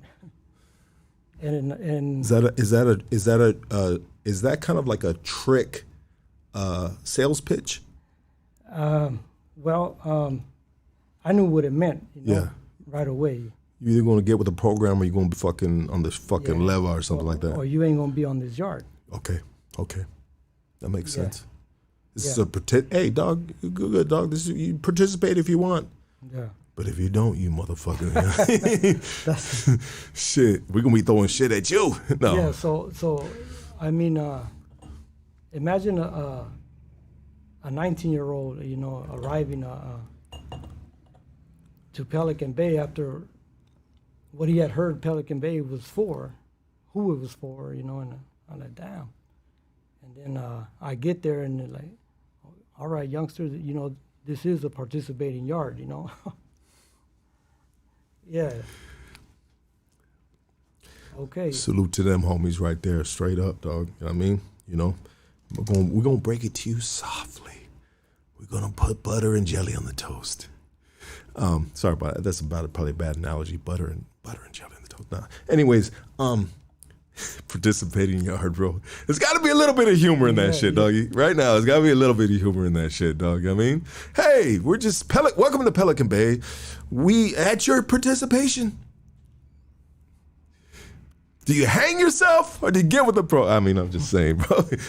You know what, bro? Those are the coldest words. I mean, are those the coldest words that have ever been told to you? Hey, SERAFIN, this is just a participating yard. Welcome to the YMCA. We got water polo over there. We got handball over here. Oh, look at these guys making sprint. Anyway, so we do the 10 years in the SHU program, brother. Yeah, you know, and like I mentioned, those first 10 years, I was really hitting the books and educating myself. I remember, as I mentioned earlier, family comes, they show me, they bring pictures. I mean, they send me a lot of pictures in the mail. But, you know, sometimes I would like for them to describe me, you know, what's on this picture or who's that, people I didn't recognize, what's going on right here, you know. But during visiting, they would bring me pictures and they're able to plaster them on the window and then they describe what's going on, you know. A lot of the events were... Mental stimulation. Yeah. Yeah. Yeah. Because you get a picture and you're like, all right, why is she standing by the garage door? Blah, blah, blah. Yeah, I mean, what's going on? I mean, yeah, it makes sense, brother. Yeah. You know what I mean? And when we talk about solitary confinement, I mean, we're reading books, you know? And when we read these books, what do? We're no longer in that fucking cell. We're fucking, if it's a motherfucking, those little wizardry fucking books and whatnot, you're a fucking dwarf with a fucking... I read a lot of those books. But yeah, absolutely, bro. So yeah, you wanted to hear what was behind these pictures, and a lot of time you got clarification in visits. Yeah, and something interesting in some of those pictures I would see that were taken in my mom's living room. Okay. I would see on her wall, she would place my brothers and sisters' certificates, school certificates, accolades, and then eventually college degrees. You know, she was filling up her living room wall with them. And as more and more were accumulating on that wall from my brothers and sisters, you know, she didn't have anything from me. And she had empty frame on that wall. And I would see it for, over the years, I would see that empty frame, and it never occurred to me to ask, you know, how come that frame, you know, you don't put a certificate or a degree on there, you know? And my mom told me one visiting day when I asked her that, you know, and she told me in Spanish, allí va a ir el tuyo, mijo. That's yours right there. Yeah, she told me that's where my GED or degree, whatever, It's when I gonna get go it right to her. And I'm in the SHU, we don't have no education program right there. I mean, how did you feel about the placement of your empty frame on the wall? Like, was it in the right spot, dog? Was it a little off to the right? Was it a little too much off to the left? Or was it right there in the center? Like, where did she have it on there? Out of curiosity. Right in the center. Right in the center, baby. Yeah. Shout out to moms. Yeah. Shout out to moms, baby. And interestingly enough, right, not even a year after that happened, that exchange with my mom, and I found out why that empty frame was there all those years. Yeah. There's an announcement in Pelican Bay SHU. You guys will be allowed to start taking the GED. And I was one of the first ones that signed up for it. So I started preparing myself. And there's this, I don't know if you ever seen, if you ever seen Lucky in the libraries inside, the GED prep books, about 500 pages. I checked one out of the library, man. And I went from page 1, you know, I set my pace, you know, I'm gonna go probably like do 5 pages a day, Monday through Friday, until I finish it, you know, like learn as much as I can. And once I got to the last part in math, I realized that was my math was my weakness. So I did that one all over again. I did it twice. And then when I felt that I was ready, by that time I had already learned a lot on sociology, and which is one of the subjects, American history, which was one of the subjects, science. So when I completed that book, and it took me like close to a year to finish it, I sent the education coordinator a kite. I'm ready to take the GED. I was one of the first 3 individuals pulled to the visiting room to take the GED, and it was a long ass test too. Like 5 subjects, like it was like over 2 or 3 days, and then a month later, I still remember the day. It was a Monday in the afternoon when they passed mail out. I got a manila envelope. I'm like, man, what is this? You know, I had forgotten about the GED. And I opened it, and it was my GED certificate. Yeah. Filling that frame, baby. Filling that frame. Everything right there. And so you get the certificate, bro, and you already know what you're gonna do with that bitch. Yeah, and you know what? I sat on my bunk. I probably stared at that GED for about a whole hour or longer, man.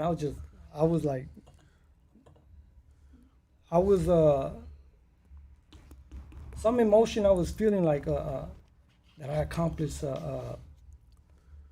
something huge. I climbed Mount Everest or something, you know, like, okay. Wow. You climbed the mountain while sitting confined to a cell, bro. Yeah.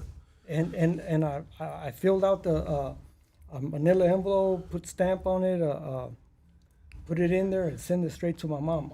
That was on a Monday. Without me knowing, come Saturday, after that Monday, I get a visit. Absolutely, bro. Time to celebrate. Yeah, and it was my mom, my dad, and my sister. And they brought pictures for me to see. And they put them on the window. That empty frame was no longer empty, you know? Let's go, baby. Let's go, dog. Shit. Things people take for granted out here, man. You know what I mean? I get it, you know what I mean? You know, sometimes we do shit to ourselves that puts us in a fucking situation where we gotta just like, man.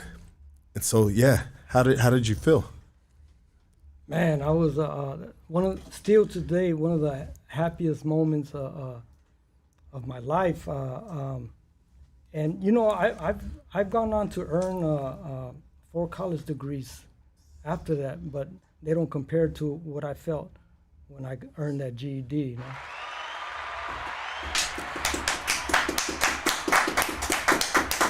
It's the boys right here. Yeah, you know, eventually, let me ask you a question real quick, brother. So, what was the extent of your education prior to going in, bro? I mean, were you good? I dropped out of high school. You dropped out of high school? Yeah. Okay, so, I mean, how were you? I mean, when you did go to school, well, were you like, was it easy for you to learn, or were you struggling in school? Elementary school, I think I did pretty well. I was maybe a average B student, elementary. But by the time I hit middle school, I just lost interest in school, period. You know, I was ditching school all the time.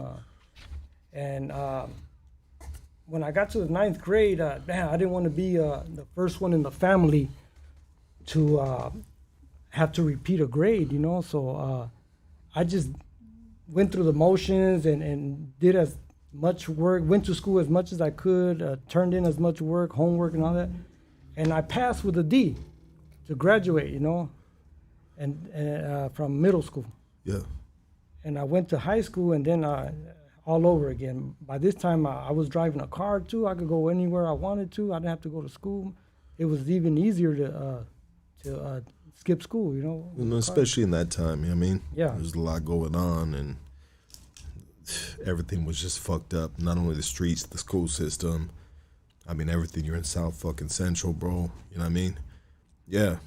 You know, so back to you finishing off, you get 99, that new law comes into effect where if you're, you know what I mean, not fucking creating no fucking dust, kicking up no dust for 6 years while in Pelican Bay SHU, you can get out, so they let you out. Yeah. And where do we go from there? I went to High Desert State Prison. Okay. Yeah, another yard, just as bad, if not worse than Pelican Bay, man. Yeah. And there, I was cool. I was after serving 10 years, man. I was just doing my own thing right there, you know. I didn't really have to get involved with anything. And but again, the thing that's the homies know, the guards know where you were, where you came from, and they know what you've done because it's in your file.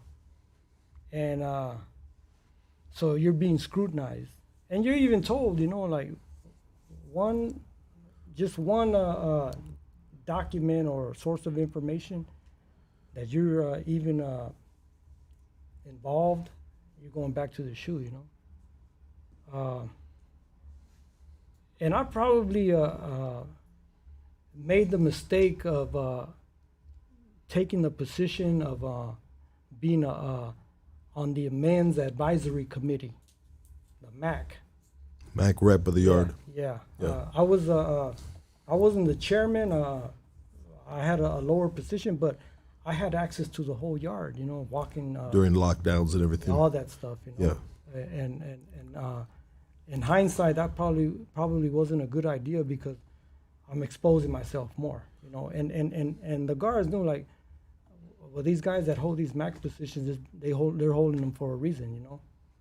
And they have a certain stature. Yeah. In the food chain. Yeah. One of the reasons I wanted that is because I wanted to walk, man. I wanted to be outside of the cell. After 10 years in the cell, man, I wanted to. Even on lockdowns. Yeah. Yeah. I wanted to stretch my legs, you know. But yeah, so I was there for about 14 months. High desert. On high desert, and until I got snatched up, there was a sweep. IGI swept a lot of the guys that had been released, like me from the SHU. They just did a sweep, and they were doing it like on every yard. It came to find out that there was an assault in Pelican Bay on staff by Sureños, and that was a form of retaliation. All the way to high desert, like snatch them all up. Let's do a sweep.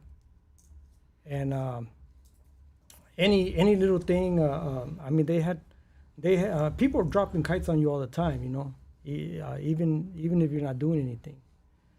And because they're out of fear. Yeah.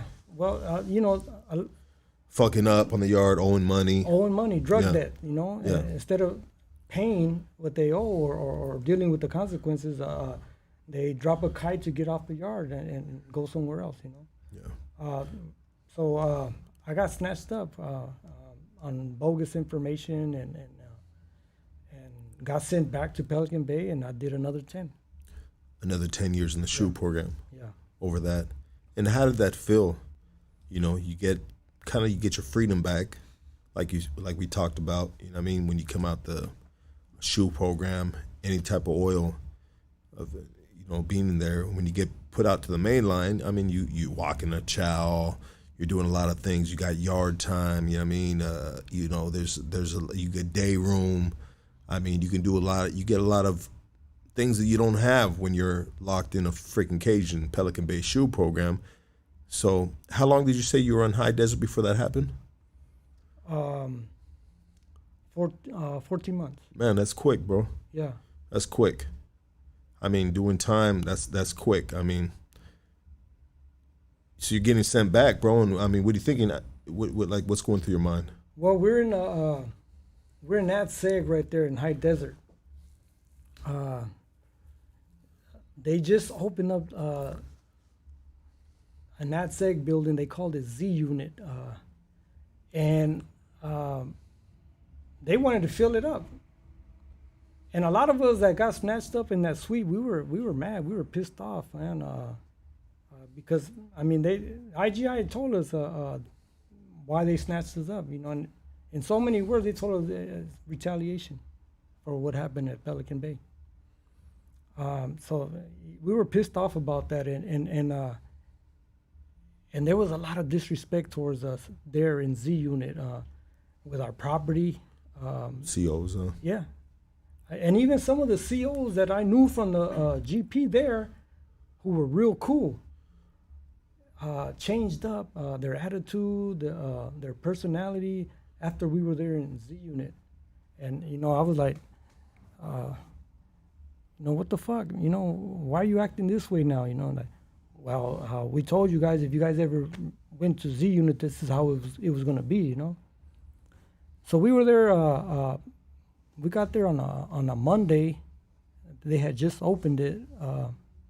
They were still like dust from the construction work. They didn't even take the time to clean the cells from all the cement dust and everything, you know. And that's fucking horrible. yeah, it was bad. And when they started issuing us our belongings, our property, they were mixing coffee with the lotion or the shampoo, and I mean, it was straight disrespect, you know. And so by Friday, they took us there on a Monday, and by Friday we were fed up. You know, everybody boarded up.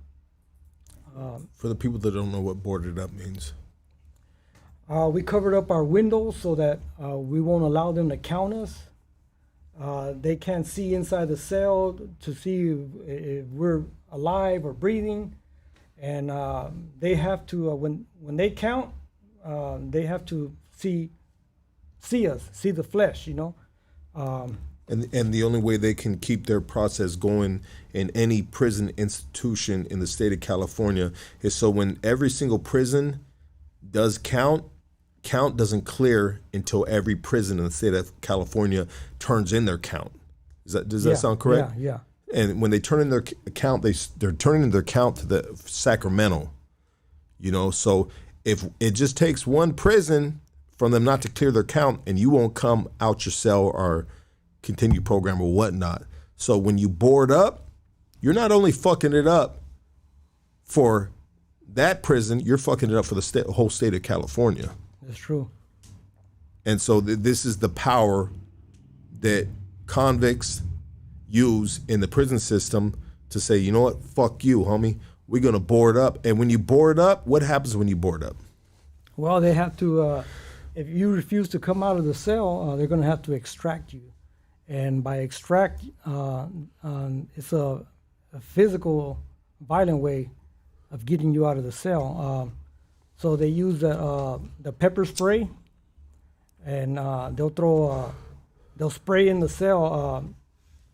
They'll deplete the whole canister, probably like, I don't know, a third of a liter of that pepper spray in the cell. And if you're still now out by that time, if you refuse to cuff by that time, they'll use as many canisters as they can until you get out, or they're just going to go in with the shield and bring you out. So there were probably about, I want to say, there's 100 cells in that. It was 100 cells in that unit.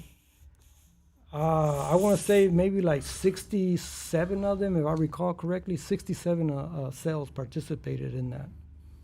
And that's 67%. Yeah, 67% exactly. I mean, decent percentage. And they're extracting 3 cells at a time because you know, the guards, they're wearing their masks and everything. They're protected. They're spraying a lot, right? And they form 3 sets of teams, extraction teams, to extract all these 67 cells. And it went all night. The extraction process went all night because the COs had to take breaks, go outside the building and catch their breath because, I mean, the pepper spray even affected them. As it should. Yeah. So the next day, some of us like, hey, let's go. Okay, I'm ready again. Let's go second round, you know. So there were some cells that went again. So this whole process took about 48 hours, nonstop. To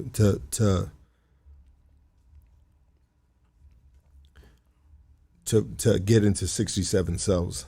Yeah.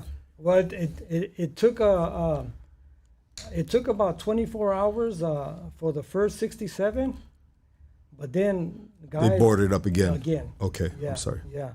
And... I mean, when you board up, bro, like, what are you doing? Where are you preparing? Because you're saying, all right, I'm not going to open my door. And so they got to come in one way, and that's through opening this door with their shields and all their shit, dog. I mean, how does one, in a situation like that, prepare for that? Well, you use your mattresses, you know, as protection from the spray, also from if they come in with the batons and the shields. Yeah, you use your mattress to protect yourself, your blankets or whatever. But it took about 48 hours for that, you know. And but we got them to start treating us a little better, because that was done on a weekend, and they had the chief deputy warden there. He was pissed off that he had to be called over there on a weekend, you know, at midnight to observe this and monitor this, you know. So after that, they started treating us a lot better, you know. And I mean, when it comes to being treated a lot better, what is being treated a lot better? Well, they stopped messing with our property. Okay. Our program started running a lot smoother now, and they didn't want to deal with that again. So they were starting to behave, and by they I mean the guards. You know how I mentioned that they had changed? Okay, they reverted back to how they used to be. And it's kind of like a past relationship. You're just like, man, fuck you. Yeah. You just did all this shit, and now you want to be cool again? Give me my fucking store. Give me my tray, dog. Get the fuck out of here. We ain't fucking chopping it up. We ain't saying nothing. And so this is in high desert before you left back to the Bay? Yeah. Okay. So you get sent back to the Bay. And here we go, another fucking 10 years, bro. Yeah. And so, like I was asking you, how did you feel about that, bro? Back to the Bay, another 10 years, bro. After you got done doing 10 years. Here I go again, you know. But like I mentioned earlier, I have to make the best of it, you know. For my sanity, and I have to remember my parents. I can't let them see me like in a negative way mentally or even physically, you know. I put the best face before them, you know, so they can just to put them at ease, you know, like, okay, he's maintaining strong. And so on your way back to Pelican Bay, are you excited? I mean, are you saying, hey, I'm gonna see homie, hopefully I get put back in this pod? I mean, nah, not really, you know. No? I didn't want to go back. Yeah. I didn't want to go back. But I mean, I went back and I just started doing the same thing I was doing during the first 10 years. I mean, was it like we talked about getting released from the SHU? It felt like you're getting your freedom back. So now you're going back to the SHU. It's like you're fucking busted again. It's being busted. It's being busted within being already fucking doing life. But now they're taking a little that you have that you fucking cherish and you fucking love. But now here you are, you're going back to jail, even though you're in jail, prison, right? You're going back to Pelican Bay and shit. So did you go through a stage in the beginning of those 10 years, bro, of depression, anything like that? No, not really. I wouldn't say so. You know, believe it or not, my time spent there, it went kind of fast.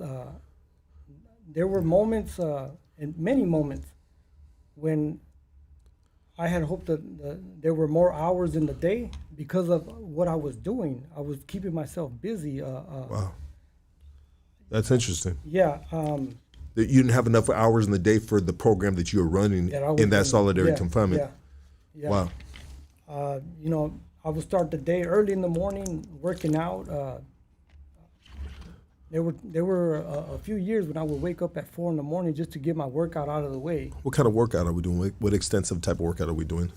A typical prison workout, burpees, calisthenics, push-ups.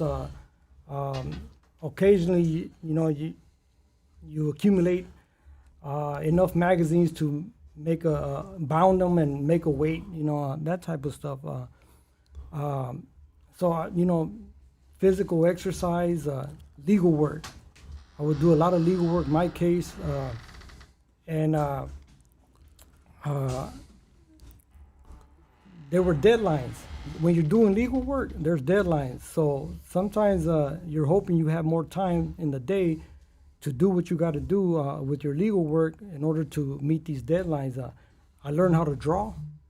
I would send family members drawings for their birthdays. So there was another deadline right there, So by saying sometimes there wasn't enough time in the day to do everything I had to do, things like that, legal work, drawings, and books that I had to finish before a certain time, things like that. And my days went by pretty quickly, Sounds like you were pretty productive in there, my G. Yeah. Yeah, absolutely. So you said the 10 years went by fast. During these 10 years, did you have to go through the, what do they call that happened in the SHU during that time? The, you're not eating, Oh, the hunger strikes? I'm sorry, brother. Yeah, the hunger strikes. Was that during the time you were in there? Yeah, this is there was an initial hunger strike before I got out the first time in 2001. Okay. And then in 2011, there was a much larger, more organized hunger strike.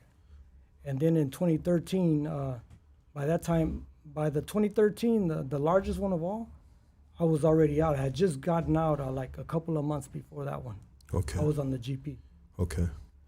And go ahead. A break? Can we take a break? Yeah, let's take a quick break and we'll be right back, everybody. Quick break. And we'll be right back. Thank you. Like, subscribe, all that good shit. You know what to do, baby. Yeah.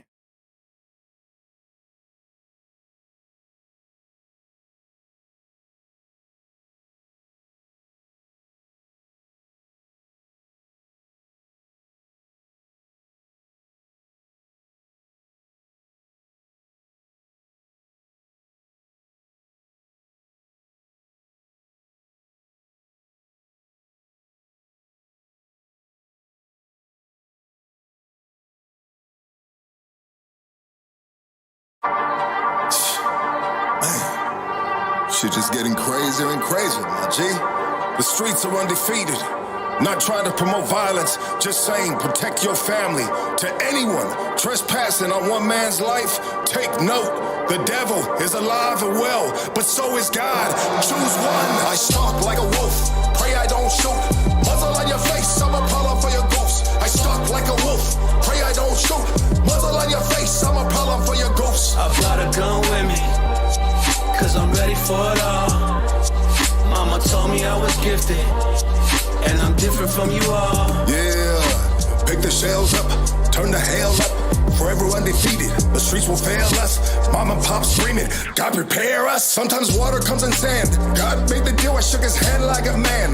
Lucky you, my son, wipe the blood off those vans. Father, Lord in heaven, I'm a martyr to the brethren. I'm a burden to the reverend. Searching for significance, my spiritual endeavors. Every day I'm tested, every day corrected. My hands are in the air, God bulletproof vest me. Resurrect my senses. Those who never bored, Lord, take me to your chamber. Teach me your ways out of love or with anger.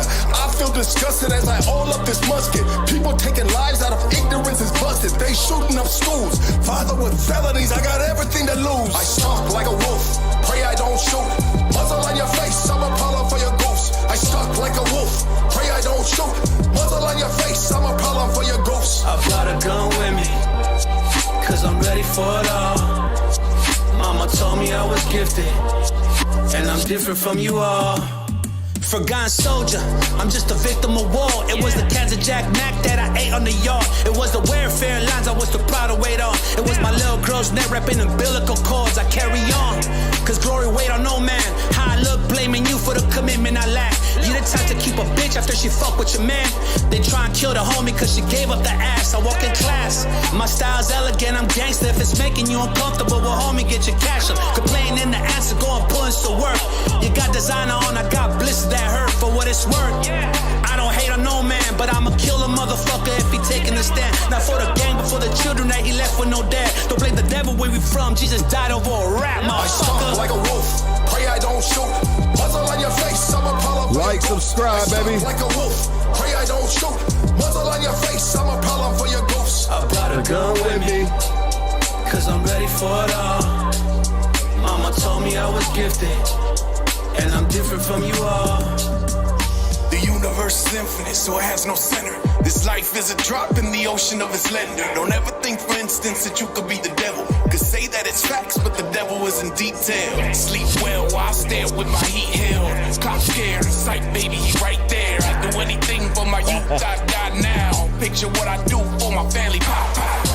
Yeah, like, subscribe, baby. Like, subscribe. Thank you for fucking with Hood Stocks, baby. Hit that join button if you want. You know what I mean? Who knows? You might get a fucking batch of fucking chocolate chip cookies baked by motherfucking Lucky Sun Zoo and shit, you know?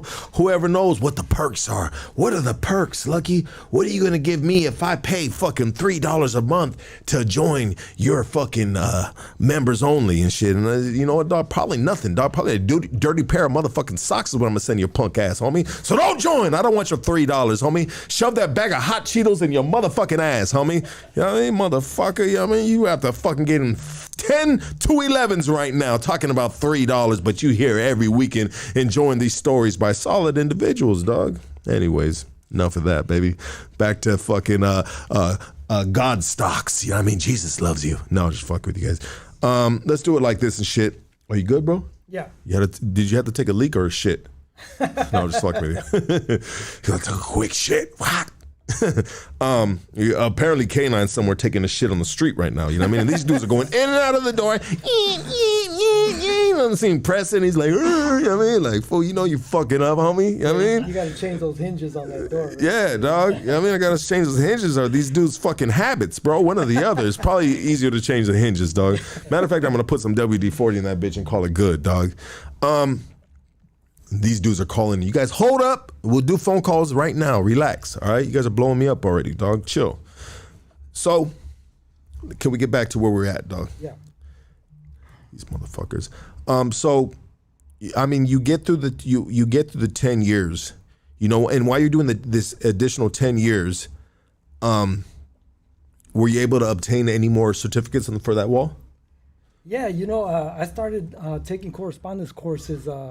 I got when I was in High Desert, I had a cellmate that was into Buddhism, Eastern philosophy, Taoism, you know, and he put me onto that, and it resonated with me. The way I think, or at least the way I started, my thinking started evolving, and I started reading books on Buddhism, the philosophy. And I started taking correspondence courses on that, and I finished 3 of them while in this second 10-year stint in the SHU, and I was able to send those certificates to my mom, and so she can put on her wall, you know. Yeah, I mean, it's interesting, bro. The doing Buddhism. I mean, there's a lot of chanting involved. I mean, meditation, self-reflection. I think it's like that in any religion, minus the chanting part. Even though a prayer can potentially feel like a chant, maybe. You know, I mean, you feel good after a long fucking prayer or something. But I mean, it makes sense, bro. The Buddhism, that makes sense. Even though a lot of dudes do the Christian thing. Yeah. You know, are you practicing that to this day? I still meditate every now and then. But my lifestyle right now with work and work's been keeping me very busy, you know. But I still, on occasion, feel the need to sit in solitude and quietness and meditate, you know. Absolutely. And so we get through these 10 years. You said basically they flew by. Yeah.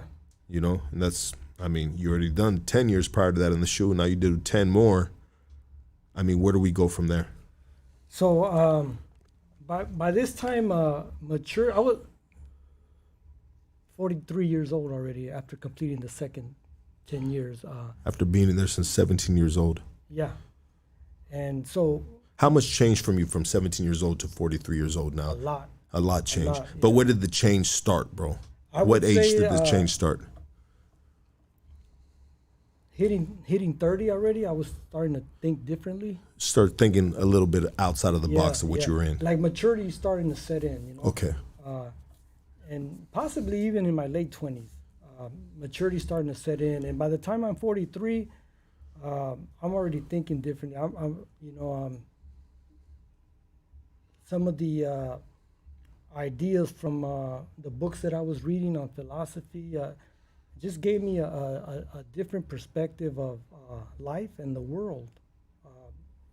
I read a lot on socialism and communism, Marxism, all that stuff, and so I took a look at the struggles of other people across the globe, from different times, and I started reflecting on what I was fighting for as a teenager, or as a young man in my early 20s, and it was like it's a big difference, like compared to the other struggles of people and families having in other parts of the world, So my thinking's different now. So now I'm looking more at the people that I once considered my enemies, like they're in the same struggle that I'm in. We're trying to get out of the SHU. We would like to be home with our families. So I see them now as someone that shares my struggles. That's my brother in this struggle. That's where my mindset was now. So you're 43 at this time. Yeah. I mean, just in your perspective, this 43 person you're at this time compared to the regular 43 person in the world, I mean, is it safe to say that maybe this dude in the world is 43? I mean, I guess it would be just different things. I was just kind of trying to analyze where we're at in 43, even though it's two different worlds, because this 43 over here where you're at, excuse me for this, guys, if this is fucking retarded, but it's going through my head right now. But this 43 where you're at, you can potentially in some areas be 63 compared to this 43. But then again, on this 43 dude out here in the real world, he could be potentially 63 to your 43 in the way of living in the free world, right? From the experiences of life, free life, right? I don't know why, but I'm sure other people do, bro. But if you think about the mentality, the mind state of two individuals the same age, but raised up from 17 to 43, and this dude right here, yourself, SERAFIN, 17 to 43, Pelican Bay, 70 to 43, I don't know, maybe he's still working at fucking T-Mobile or something, or maybe there's different levels of life, you know what I mean? But I don't know, it's just interesting. Maybe it's the psychology thing that kind of fascinates me in my mind. I mean, what would be your kind of take on it? Do you think about stuff like that? Yeah, I mean, I think there's a huge difference for the average person that been living out here in the free world, never experienced prison life, let alone 32 years in prison, 20 years in the SHU, in the worst isolated form possible. Pelican Bay. Yeah. SHU. Exactly. I think there's going to be a stark difference in. What would you have on the 43-year-old dude that's been in the free world? What do you think you'd have on him? Well, I think a lot more patience. A lot more patience. That's interesting. I'm glad you went there, bro. Some of the dudes would have been like, fuck, I got my balls, I got elephant nuts, homie. That fool got little fucking squirrel nuts. I mean, different dudes would answer it different ways, but it makes sense for a dude that's been where you've been at that it would say patience. Because patience has been probably your strongest attribute in this situation that you've been in, which is your life. Lockdown, Pelican Bay, SHU program, high desert, so on and so forth. Makes sense. I would even go on as far as to say awareness, a heightened sense of awareness of surroundings, your surroundings, and with me in particular, my emotions. I think I have a practice of being aware of my emotions. I always check on them. And how big is that, bro? Compared to a dude that's a fucking loose cannon and flies off the fucking hinge. I mean, what do you think when you see a dude like that? Very emotional. But emotional, putting it on display emotional. I see it all the time. Out here, you see it, I mean, I'm one of them dudes, bro. I do it sometimes too, Yeah. dog. I still haven't got that intact, dog. You know what I mean? So when I talk shit or when I say things, sometimes I'm in that glass house, baby, and I'm waving like this on the Rose Parade float, dog. You know what I mean? Like, yeah, that's me, dog. I mean, did you master your emotions? I think it came with time. I mean, I still have my moments when I get triggered, but the good thing is that I recognize it. And your body will tell you when you're being triggered, because your body reacts in a certain way. Fucking back gets stiff. Yeah. Flex up. Blood starts flowing. Yeah. You start perspiring. Those Dick pops out the zipper. Maybe not that, but yeah. Those are signs that your body's telling you, man. Check your emotions. Yeah. Yeah, and it's just a matter of being aware of those signs, those triggers, physical triggers. I mean, do men, we're talking about neighbors, other dudes that are in this environment, do they teach that to the younger homies? Like, hey, bro? Yeah. They're, one of the things living in Pelican Bay was that, remember early on in the interview, I touched upon the level of respect that was in there. You had to always be aware of your neighbors. When, for example, when two cells are talking, two people in two different cells are talking in the pod, you just can't interrupt without saying, excuse me, let me say something to, let me get the guard's attention, or pop my door, or let me tell somebody something real quick. Before you interrupt a conversation that's ongoing on the tier, you have to say, excuse me, or if you're gonna flush your toilet, excuse me, I'm gonna flush my toilet. That's the type of awareness that I'm talking about. You're being mindful of your surroundings. You're being mindful of other people around you. That what you do is not disrespectful or in the least inconsiderate. This might be a silly question, and I'm not trying to make it like a joke, but if you're sitting on the shitter and you're taking a massive shit from the chili cheese dream that Big Japs just made for you, and it's not sitting well with your stomach, dog, and there's a full-on conversation going on theater. We're living in these honeycomb fucking doors, as you explained it, bro, or described it, and you just fucking rip and fucking fart, dog, that ricochets from your cell, dog, all the way back to high desert, dog. You know what I mean? Do you say excuse me for that too? Yeah, you have to, Absolutely, yeah. bro. Do you feel embarrassed about it? Like, depending on how it sounds, did that sound manly? Did it sound tight? Was it just air? You know what I mean? You give them heads up. Hey, fellas, man, I got a stomach problem, man. The toilet's gonna be flushing right now. Absolutely, brother. And it's honestly I apologize to you, brother, and I apologize to the audience right here, dog. But you know what? that's just like real life, and it's kind of interesting to me, bro. You know what I mean? Like, yeah, hey, dog, Spencer on the theater, homie. I got the runs, dog, and this shit gonna be flushing and puffing for a cool minute. You know what I mean? All right, homie, gracias. You know what I mean? Or something, I don't know. You know what I mean?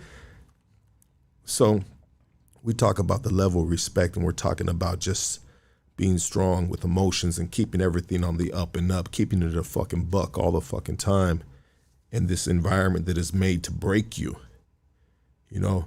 But when you have resilient men that have a little bit of glimmer of hope or whatever they feel like they believe in, which is the game, which is whatever that keeps them moving from day to day, they're gonna stand strong. They're gonna keep it respectful. They're gonna learn how to control their emotions, because there's a lot of emotions bottled up in that fucking cell, potentially. But after you, on your fucking 10th, you did 10 years in the SHU, and how are we doing a 10 more, bro? Like, you are a master of your craft now. Is that safe to say? Yeah, you know what? I don't think much about it. I just did what I did to survive in there, you know, mentally, you know. And you know, a lot of us had similar programs. As a matter of fact, I picked up some of mine by observing others in there. And you know, it's sad to say that there were some that couldn't cope well enough mentally, and I actually witnessed some that mentally deteriorated. As the time went, being locked in that cell. Mm-hmm. They couldn't cope.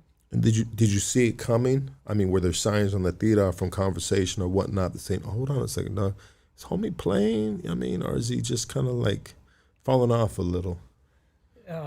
Because we talk about heightened awareness, right? Yeah. You know, and when you're in that environment after being X amount of years in that environment, I mean, vibrations, frequencies are real. I know that place heightened one's sense of awareness, but to some people, it was to the detriment of some people where it was too much, where the drip of water was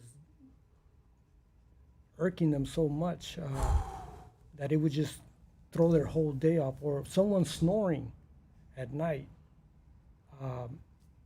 I've seen individuals like just get emotionally drained by having to deal with listening to somebody snore at night, you know, all night. They couldn't deal with it, you know, and over years, you know, it was just too much for them, and they succumbed to mental deterioration. I mean, if I had an emoji I can put right now, I'd have that dude with the fucking mind blown right now, bro. That shit is just, it is so real that you can almost feel it, you know, on the words that are coming out your mouth right now and the way you're explaining that. Like, I mean, everybody's like DNA is built a little bit different, right? You know what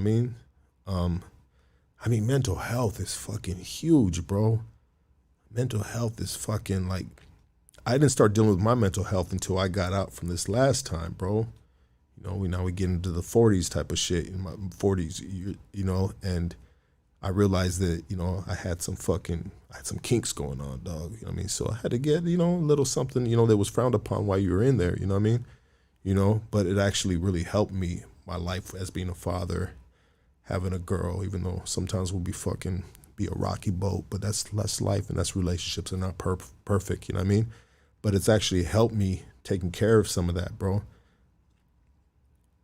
But so in an environment like that, bro, Pelican Bay SHU program, bro, if you got a good homie right there, you know what I mean? It's like, hey, you know what, man, I think I need to I might need some medication. I might need to see the psych on some shit. You know what I mean? I'm feeling like, you know, I'm deteriorating, like you said, you know? I mean, can they do that? That was frowned upon, you know. There's a stigma that attaches to that when you seek mental treatment or something. Or, as a matter of fact, I remember I had my first parole board remember back then they used to have documentation hearings where they prepare you for the future when you're going to have a parole board hearing, but you have to go through a psych eval before you have that parole board documentation review. And I remember I passed up on mine. I didn't go. That was in '92. Yeah. Yeah, I didn't even go just because I was concerned about that stigma. And I think back then, I'm pretty sure I wasn't the only one, that didn't seek a mental evaluation for less one is viewed as weak, mentally weak, Yeah. Nowadays, though, that's a requirement. When you're going before the parole board, you have to get your go through a psych evaluation, and I don't know if that's different. It probably is versus one just seeking an evaluation because probably fearing that he or she is suffering from mental deterioration. And so you get through the 10 years. Now you're in your 20th year doing time at Pelican Bay SHU. Where do we go from there? I got sent to Kern Valley State Prison. I remember the hearing that I had when I was being considered for release from the SHU. And they initially wanted to send me back. They told me they were going to release me, but they said they were going to send me back to High Desert. So I've been up Pelican Bay, High Desert. You're up north. For the past 20-some years now. Which is hard on your family, like you said. You know? And yeah. so, I mean, anyone that's doing a stretch, I mean, if you're from Southern Cali, you want to be in a prison in Southern Cali. I mean, if you're in up north, you know what I mean? Fuck it. Send me where you got, Because I was seeing the toll that it was taking on my family, particularly my parents, as, they're getting of age now. The long drives and, it's stressful for them, So I told the chairman if he could send me closer to my family, and he wanted to hear me out, and I told him, that I have been up here up north for the past 20-something years now, and I understand why I was there. I had done some terrible things, but I feel that my parents, my family is also being punished, and they haven't done anything. So, I would just request that you reconsider High Desert for a location much closer to my family. And not High Desert, Kern Valley. Yeah. Kern Valley. Yeah. And right away, he looked at one of the committee panelists that was with him, and he said, "We're sending him to Kern Valley." I'm going to give you a round of applause for that, because that just, it made me happy, bro. You know what I mean?